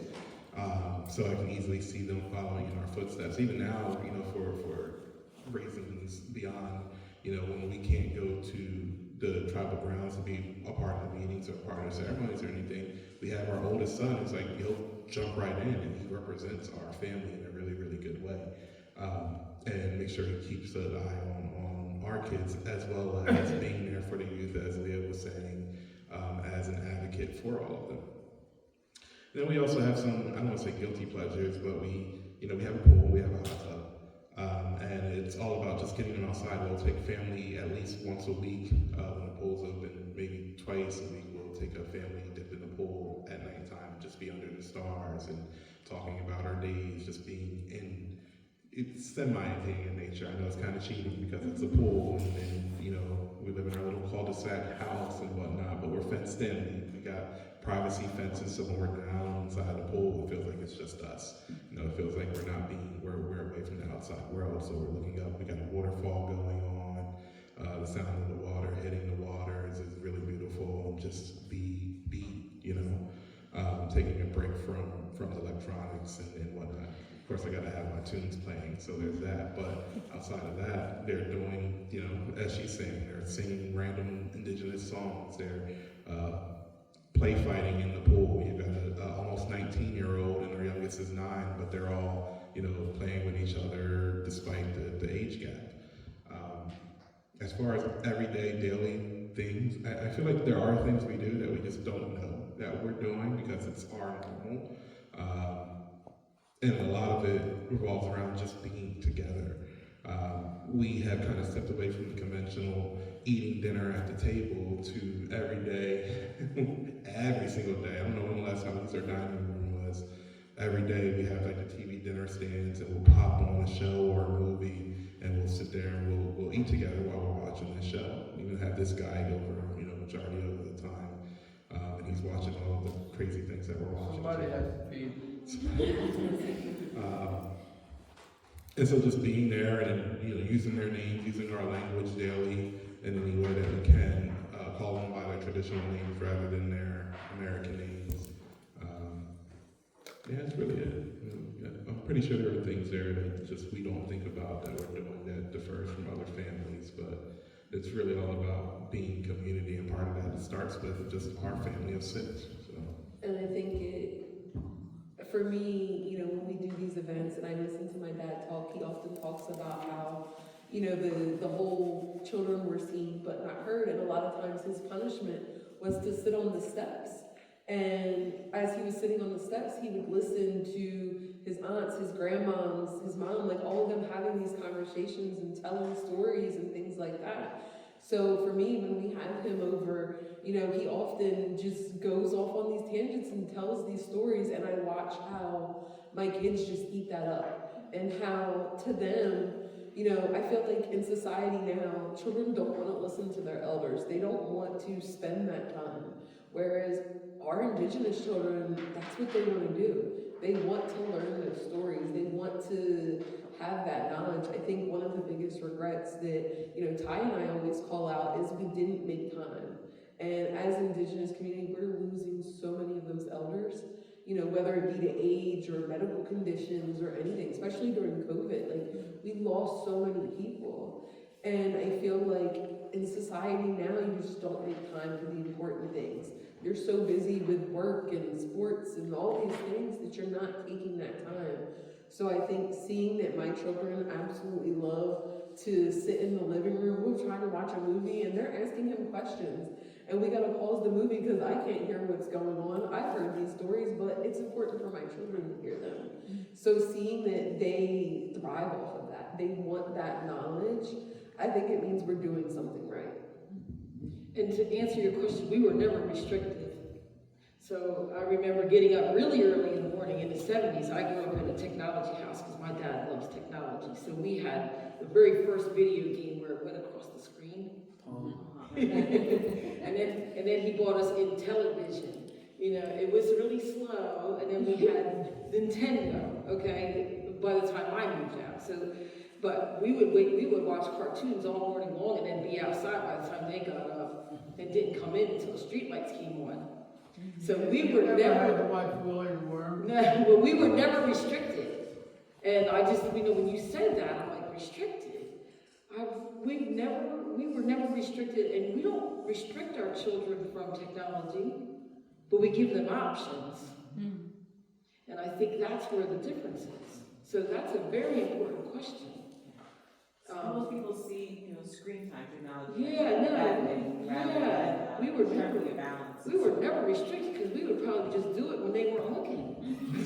The rule in our house is just don't wake us up. The days that we actually get to sleep in, if y'all want to get up early and do all these things before we start our day, that's cool. Just don't wake us up. We didn't make anybody up. That's it. We would watch cartoons all morning long as soon as they came on. We only had 3 channels back in the day. But we would watch this cartoon. When they got up, we were rich. Yeah, we watch shows with our kids now, and when we watch something that has an ad service, like on Peacock, we're rewatching Vampire Diaries because why not? And my daughters crash out over the idea of timed ads every like 5 or 6 minutes. Like, girl, be happy that there's a timer on the corner. We had to. And it's like 38 seconds. Meanwhile, we have 5 minutes of commercials in between shows, and they're like, "What is this? Like, why does this have to happen?" And I'm just like, "Bruh." But I think that I lost what I was going to say.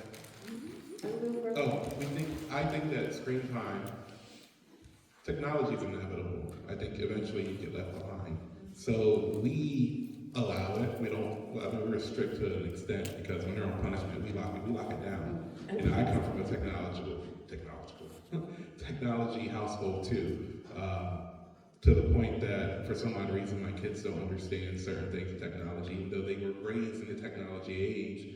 But I'm like locking their phones from my phone and just tracking them down. We're shutting down the internet. Yeah, I'm doing all types of stuff. And they're like, they haven't quite figured out how to, they're getting wise. They're learning the workarounds, and me, I find it as a game. It's like they don't get in trouble for finding workarounds. Because then it's like, all right, now I gotta find a workaround against their workaround. So it becomes like this little chess match between me and the kids. He just hacked my password and unlocked his phone Yeah, in school. yeah, he did. So that he could play a game on his phone with girls. We've got some So I don't think customers. restrictions. But the importance here is that we give them the opportunity to learn the balance themselves. So we'll be playing the video game, like I'll play the game and they'll end up sitting on the couch and be on their phone. Or I'm playing the game with the boys, she'll be on her laptop, everybody's in the living room just hanging out, either watching or on their own phone. Even when we're watching shows, if one of them's not overly interested, they'll still spend time with their family, but they'll be on their phone. It is what it is, you know? You're here with the family, you're learning how to engage both with what you have in your hand as well as be present. So, you know, that's what the world's going to end up being. I don't want them to be left behind. Technology's only going to go up. Life is only going to be quicker. You know, we went from having to get information through newsletters or word of mouth, or we watch Edward Scissorhand Man, where it's just all women just gossiping and you know, calling phones and stuff. But now we get information like that. You know, we want them to stay in touch with each other, you know, and stay in touch with what's going on in the world. And that happens instantly now. So Even the word restriction. It's horrible when you think about it. Restriction. Yeah. You know, what that does to kids instead of letting them have choices. Yeah. So we can take a break. Unless you guys have more questions, we're fine. We'll take a break and then we're going to eat. So the bathrooms are there, wash your hands, walk around, stretch your legs, and then enjoy the meet. Thank you. Thank you. I'm gonna go grab the.